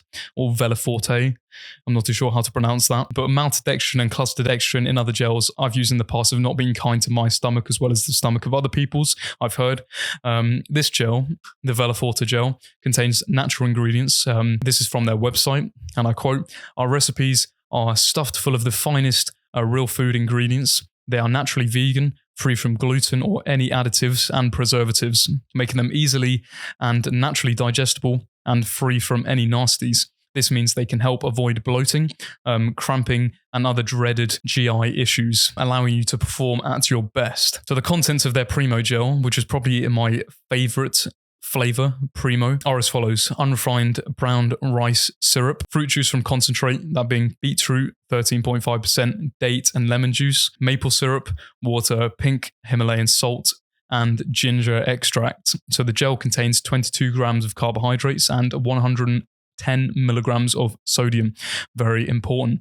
Although luckily I didn't sweat too much during that race because the temperature didn't reach over 10 degrees. Like it was 2 degrees in the morning when we got started. It was like the coldest day of the year, bloody freezing, but the conditions were absolutely ideal.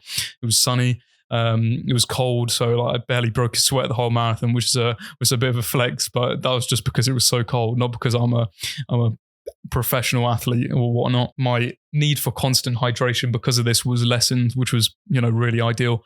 So during the race, I had 4 gels and I had 2 Sorine lift bars. All right. So the Sorine malt loaf snack, it's quite popular in the UK, and it's been a bit of a go-to for me during prep, and especially when embarking on long runs, like 15 miles plus, I'd bring them along.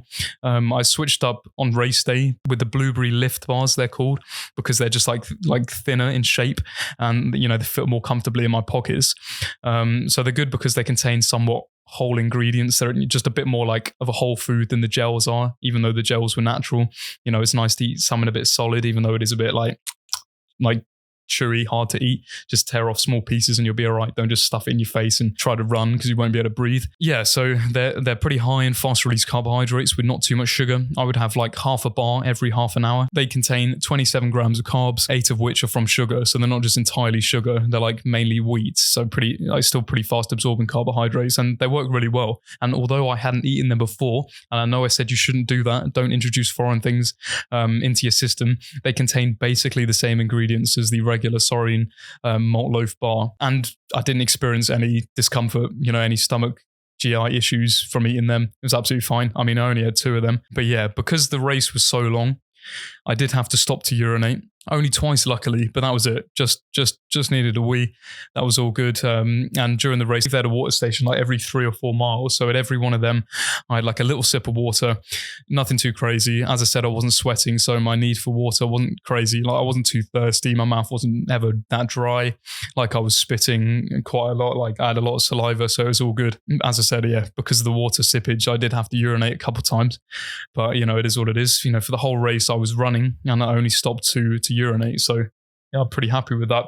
I would have got a better time, obviously, if I didn't have to go to the toilet, but it is what it is. It's nature calls, mate. Equipment and outfits that I used during training and race day goes as follows. Okay, so on my feet, as I've already mentioned, I had the on-running Cloudmonsters. That's what they look like. Yeah, solid shoe. Very nice shoe, very comfortable. When I was wearing socks, which I was wearing at all times, I just chose the regular Nike everyday sports socks. You know what they look like, black always. My shorts, I would wear just these regular sort of Nike gym shorts. That's what they look like.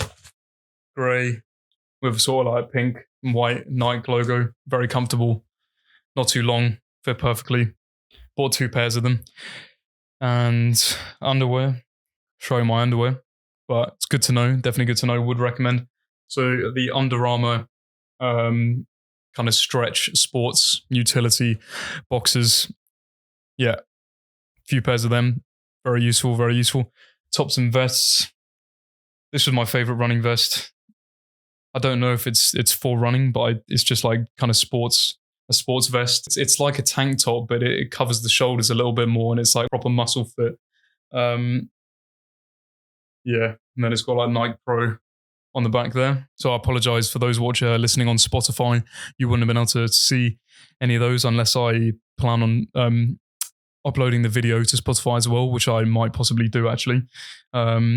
Yes, so next on the list we have a cap, which I like to wear a lot, and I always wore the same cap when running. It's this Rafael Nadal Nike tennis cap. I really should be sponsored by Nike because I do wear a lot of their stuff, but it's Nike. It's like decent quality. It looks cool. Yeah, I especially like the design on this, the kind of like bull design and black as well. And you'll notice everything is pretty dark. Like my shoes black, socks black, vest black, cap black, shorts grey. The only thing that's coloured is my boxers, and of course you never see them. I did not run in my boxers. I did run a lot of the time without a shirt because I was training during the summer, and amazing. Definitely would recommend doing that if it's warm. So headphones, when I did wear them, I just used my normal everyday headphones that I really like. So these are the Sony WH-1000 XM4s. That's their full name. I think they're just Sony XM4s, what I know them as. I believe there's an XM5 out now, so these are old tech. No, but these are really good, really solid pair of headphones. They're definitely the industry, standard leading headphones when I did buy them. Black, of course, really good. Noise cancelling, have ambient sound mode as well, so you can hear what's going on in the environment around you as well as listening to high quality audio. Making an excellent sales pitch for these products right now. And also, very important, I would always make sure to have on hand some Compeed blister plasters because, doing a lot of running, covering a lot of miles, going on these really long runs when you're going to be wearing shoes for a long period of time, yeah, you're going to get some blisters. You're going to accumulate a lot of blisters, even in extremely comfortable shoes. It's not the shoe's fault. They fit perfectly. I ordered a pair of a different size beforehand. They didn't fit. I mean, they fit, but it just wasn't quite right. So I had to go a size up. So I made sure to get exactly the right fitting shoes, and the material is excellent on these Cloudmonsters. Yeah, really, really solid material. Even though this specific pair has taken a bit of battering, I think they covered 400 miles. I mentioned 420 miles, something like that. But yes, I'm sure with any shoe you're going to get a blister at least during marathon training. That's almost guaranteed.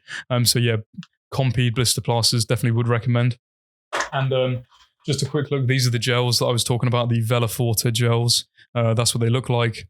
I don't have the Primo flavor right now on me. That was my favorite flavor, but the Reba one was pretty good as well.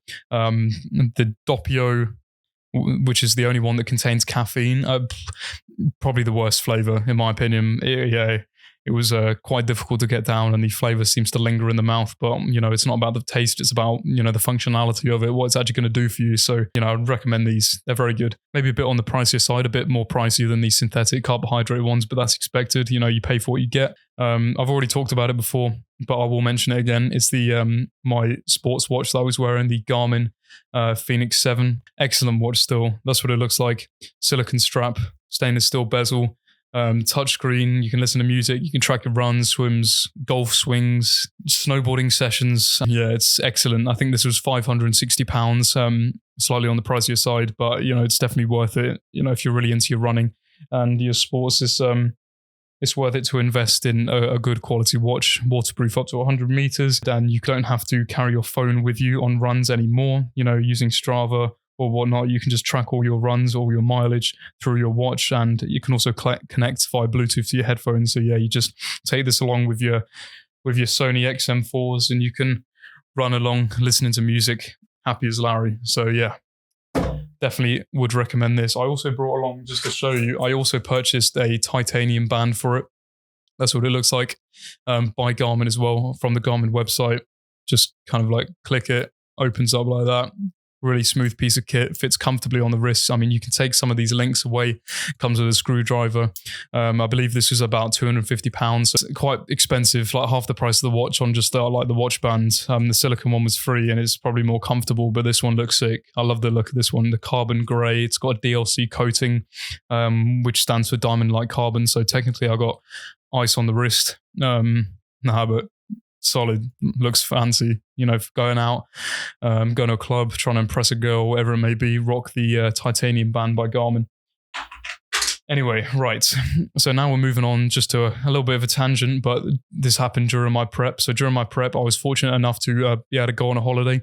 So around mid-September, I went to Zante in Greece.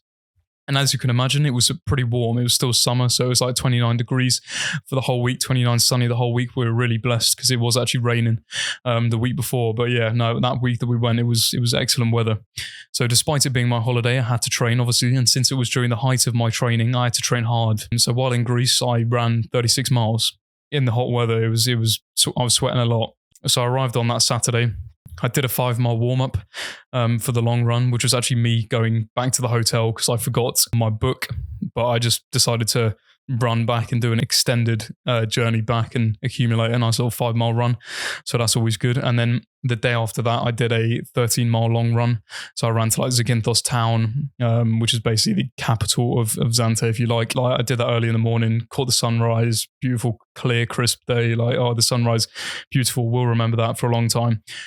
So after that, I don't remember what day this was. I did an 8-mile easy run.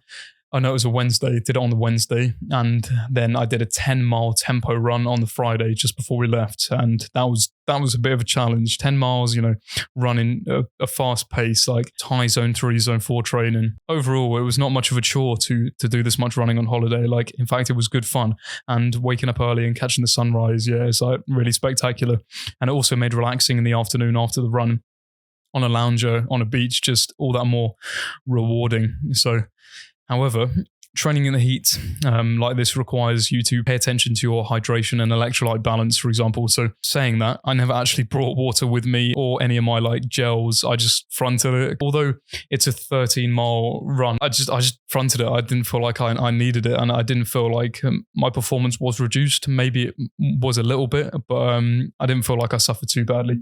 And me and my brother got on a couple gym sessions as well at a place called Icon Gym in Zakynthos Town Centre. Good gym, would definitely recommend it. But yeah, got to keep up the hybrid training, being a hybrid athlete and all. Right, now we're going to move on to my race day experience, all right? So how did it go? What was my time? Did I have any injuries? Was it difficult? And I'll start by mentioning what I've already said. So it was a cold day. The conditions were absolutely ideal, sunny with blue skies, perfect running weather, really. I felt good leading up to it. Got a light massage on the Friday before by the friend that I stayed at, who's actually a physiotherapist. So yeah, got a light massage, not a deep tissue massage, but a light one. So my legs felt absolutely fine. My mind and my body were prepared. I was confident. Yeah, I was confident I would at least finish the run. So, I mean, the goal was basically to get a good time. The goal wasn't actually to like finish. I mean, of course it was to finish, but I really wanted a sub 4 hour marathon. Yeah, I stretched about 20 minutes before the race began. Stretched, the classic quads, hamstring and calves. The race began. And for the first like 7 miles, it was absolutely smooth sailing. Like, it went so quickly, it didn't feel like I had any sort of issue whatsoever.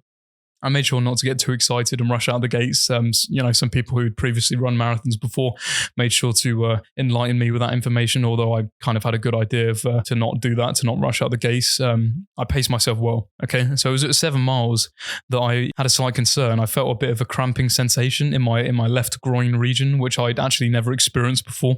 I got some unusual injuries during this race as well. So I got that like groin cramp, and then I got like a blister on my left pinky toe, which I'd never had before. Like, that was never a region of my foot that ever rubbed. So that was always strange. The cramp got me slightly concerned, as it was, relatively uncomfortable. However, I just took it easy, and it never got any worse. Made sure not to overextend my strides, just taking kind of like small strides. And it felt like, the pain didn't exacerbate, didn't get any worse throughout the rest of the race. So yeah, it was good. The first 30 miles, to be honest, they went really quickly, and there were no real issues to report. My energy levels were still excellent at that point, and my mind felt at ease. I'd done this before. This wasn't uncharted territory, so I knew what I was doing. The groin cramp still persisted throughout the rest of the race. However, I was used to it after a while, so it didn't really faze me, which is nice. I did see a lot of people like pulling up, they obviously had injuries, like, on the side they were stretching. I was like, I shouldn't be stretching now. It obviously means they had something wrong with them. And a lot of people were wincing and kind of like, clutching their legs and all that sort of stuff. I tried not to think of that and, almost manifest it into reality. But that was unfortunate for them. And I do hope they actually finished. But yeah, I picked up the pace slightly after the halfway point, after the 13-mile point. And I caught up to the pacers, because there were pacers running throughout the event that had like flags above their head attached to them that said the time that they were going to finish in. So they were specifically running to finish in a certain time. So I caught up to the runners that were going to do a 4-hour marathon, because I was actually behind for the first part of the race. Maybe I was taking it a bit too slowly. So I caught up to them, stuck with them for a couple of miles, and then eventually I just ran on past them naturally. They weren't going too crazy. So I just kind of like ran past them naturally, which is good. That was a great confidence builder, like having those paces there and knowing that I'd finished before the 4-hour mark if I was just in front of them. That was a really good thing to know. Like, I'm really pleased the event had paces like that, because when I did the half marathon, they had no paces. So it was hard to know when I was going to actually finish, and I didn't have my running watch at that point. So yeah, it was difficult. The hardest part of the race mentally was probably the 18 to 19 mile mark.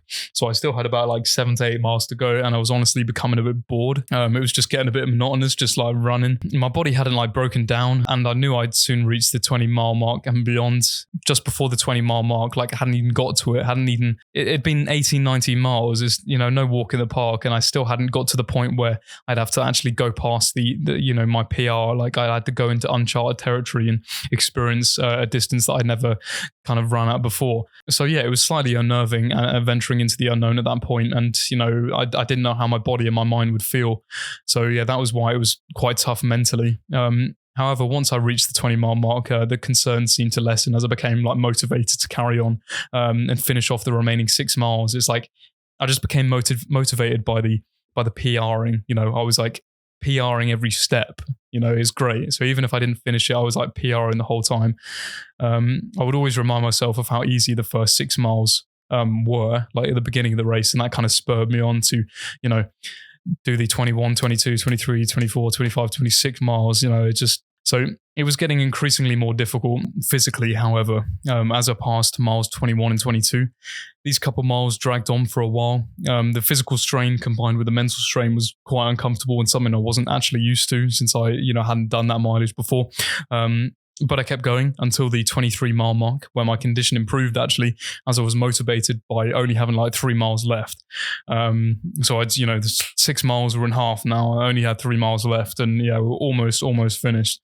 So the hardest part physically was probably the last 2 miles, miles 25 and 26, and most of it was a relatively steep incline to the finish. Mentally, I was good because I was aware the pain would only be around for, like 10 minutes max. Like, I was only a mile away. Plus, the last couple of miles, there were also crowd of spectators spectators. They're like cheering people on. There were loads of them, like, which definitely helped. The terrain also leveled out for the last few hundred meters. So, I gave it my all and I sprinted to the finish line despite my legs feeling numb after the hill. So I just felt like I was running on stubs. So throughout the whole of the race, I didn't actually stop while running. I only stopped twice when I needed to take a piss, as I've already mentioned. It was just unfortunate because as I've already said, my time would have been better. It is what it is. It's pretty unavoidable because the race was so long. However, I would consider an excuse totally my fault that I'm taking accountability, for the fact that I went to the toilet. But overall, it was a surprisingly smooth race, which is probably a credit to all my training.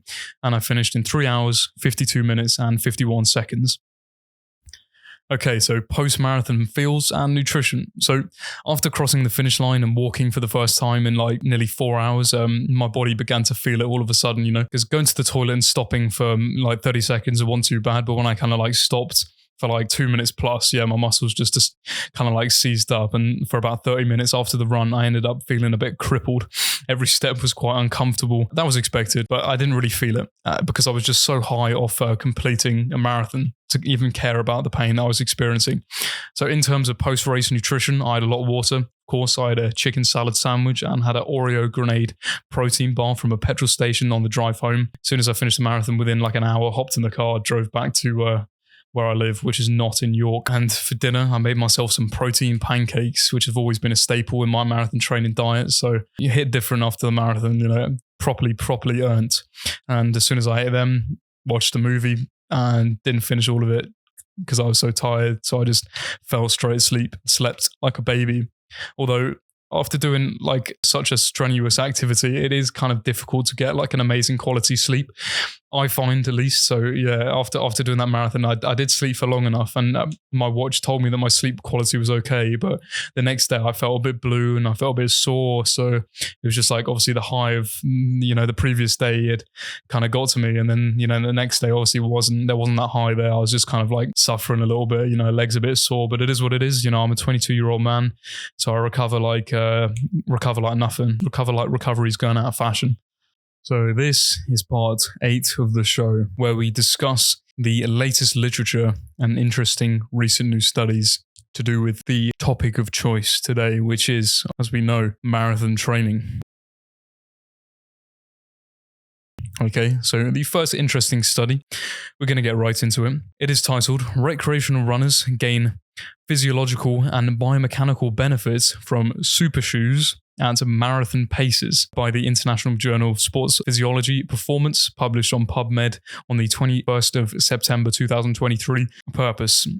Advanced footwear technology is prevalent in distance running, with research focusing on these super shoes in competitive athletes with less understanding of their value for slower runners, actually, or like what's known as recreational runners. So the aim of this study was to compare physiological and biomechanical variables between a model of super shoes, those being the Saucony Endorphin Speed 2s, and regular running shoes, those being just the Saucony Cohesion 13, in recreational athletes. Okay, so the methods. So what they did, they measured peak oxygen uptake, so VO2 peak, in 10 runners before testing each subject 4 times in a randomly ordered crossover design. So the results were oxygen consumption in the Endorphin shoe was 3.9% lower than the Cohesion shoe at 65% VO2 peak. There were small increases in vertical and leg stiffness in the Endorphin shoe. The Endorphin shoe continued to show trivial to moderate differences in step length, step rate, contact time, and flight time. The overall conclusions of the study were that there was a physiological benefit to running in super shoes, even at slower speeds. There were also spatiotemporal and global stiffness improvements, indicating that recreational runners benefit from wearing the super shoes. Would you believe it? But yes, I did think that was an interesting study. It's just kind of explaining how the shoes that competitive athletes would wear, they're wearing them because they're going at faster paces, for a longer duration of time. Would they have the same benefit to more casual runners that don't really pay too much attention?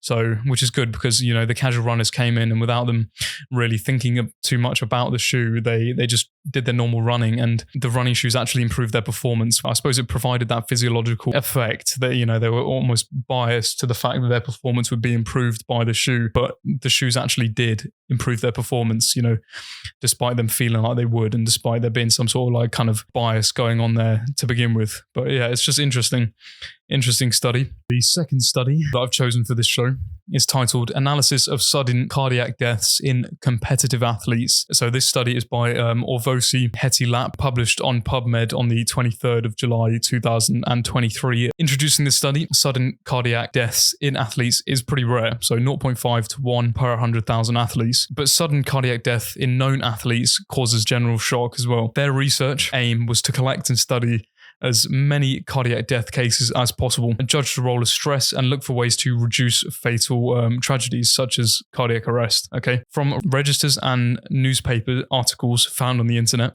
they collected 360, including 14 women athletes, as sudden cardiac death cases, where the sport, age, and place of death during training, competition, or after could be determined. All right, that was very important. From these, a single database was prepared in order of the year of death, and the cases were grouped and analysed by sports officials. Based on their research and literature data, they made recommendations to reduce fatality. So the results and conclusions of the study, there were more sudden cardiac deaths in competitions than in training, so 239 versus 99.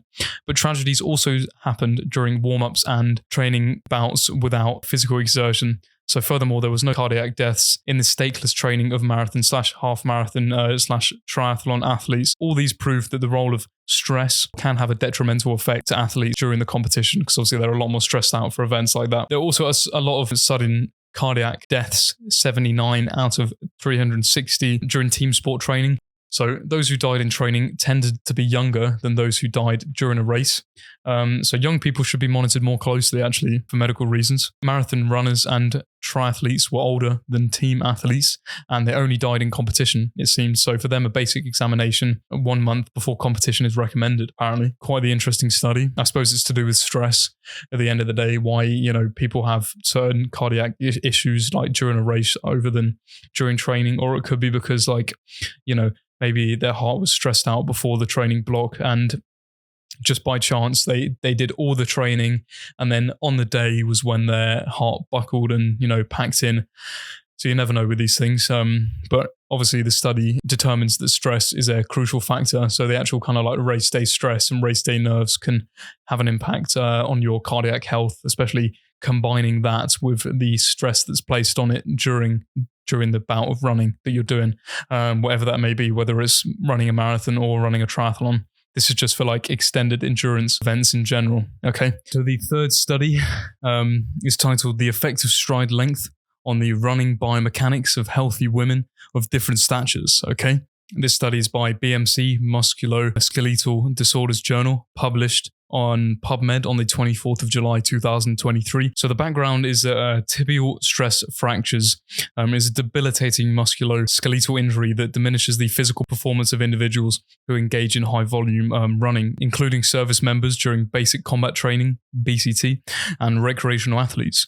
So while several studies have shown that reducing stride length decreases musculoskeletal loads and the potential risk of tibial injury, they do not know yet whether the stride length reduction affects individuals of varying stature differently. Okay. So the methods were, the study examined the impact of reducing running stride length on the biomechanics of the lower extremities in young, healthy women of different statures, different heights. So the participants' joint kinematics and kinetics were measured during treadmill runs at 3 meters per second with the preferred stride length and a 10% stride length reduction. Okay, so the results were that when study participants reduced their stride length by 10%, the joint kinematics, tibial strain, and overall stress fracture risk were not significantly different amongst the three stature groups, meaning that height wasn't really a factor. Compared to the preferred stride length, A 10% reduction in stride length significantly decreased peak hip and knee flexion angles during the stance phase. So in addition to this, it significantly decreased the peak hip adduction, hip internal rotation, knee extensions, and ankle plantar flexion moments, as well as the hip, knee, and ankle joint reaction forces and overall tibial strain. Reducing the stride length decreased the relative risk of stress fracture by as much as 96%. So the overall conclusions show that reducing stride length by 10% decreases musculoskeletal loads, tibial strain, and stress fracture risk regardless of stature, regardless of height. Okay, so the fourth and final study that we're going to cover today is titled The Etiological Factors of Running-Related Injuries, a 12-month prospective running injury surveillance center study by the Sports Medicine Open, published on PubMed on the 13th of June 2023. Okay, so the background. Running-related injuries, or RRIs, are a prevalent issue for runners with several factors supposed to be causative. So the majority of studies to date are limited by retrospective study design, small sample sizes, and seem to focus on individual risk factors in isolation. So the study aims to investigate the multifactorial contribution of risk factors to prospective RRIs. So methods. Recreational runners participated in the study, 258 of them, where injury history and training practices, impact acceleration, and running kinematics were assessed at a baseline testing session. So prospective injuries were tracked for 1 year. Univariate and multivariate Cox regression was performed in the analysis. So univariate studies are usually covering one thing, and multivariate, of course, covering multiple things. So the results of the study, so a total of 51% of the runners sustained a prospective injury, with the calf being most commonly affected. The univariate analysis found previous history of injury within the last year, training for a marathon, frequent changing of shoes every 0 to 3 months, and running technique to be significantly associated with injury. The multivariate analysis also displayed the same results. So the overall conclusion, the risk factors, footwear, marathon training, and running kinematics identified in the study may be easily modifiable and therefore could inform injury prevention strategies. So that was the overall conclusion of the study. They've identified what causes the injuries, and they can make adjustments in order to mitigate the chances of the injuries actually happening in the first place. So as mentioned at the very beginning, this study is the first study to find foot strike patterns and trunk kinematics to relate to prospective injury. So quite interesting, if I do say so myself. Although I mentioned in the trailer, the show's aim is to not overcomplicate things, I do believe that I possibly haven't kept my word on that during this marathon training basics episode. However, I have tried my best. Thank you very much for tuning in. We trust that this exploration of the marathon training basics has bestowed you with invaluable insights and motivation to embark on your own running journey. We'll be back soon with another episode where we'll delve even deeper into the world of marathon preparation, covering more complex subtopics to do with marathon training, exploring further into the intricacies and different techniques, different diet models, different recovery protocols that are a little bit more than just surface level stuff, okay? Despite what we've covered today being quite complex at times, okay? So until then, please stay committed and keep those running shoes at the ready, and I shall see you soon. Goodbye.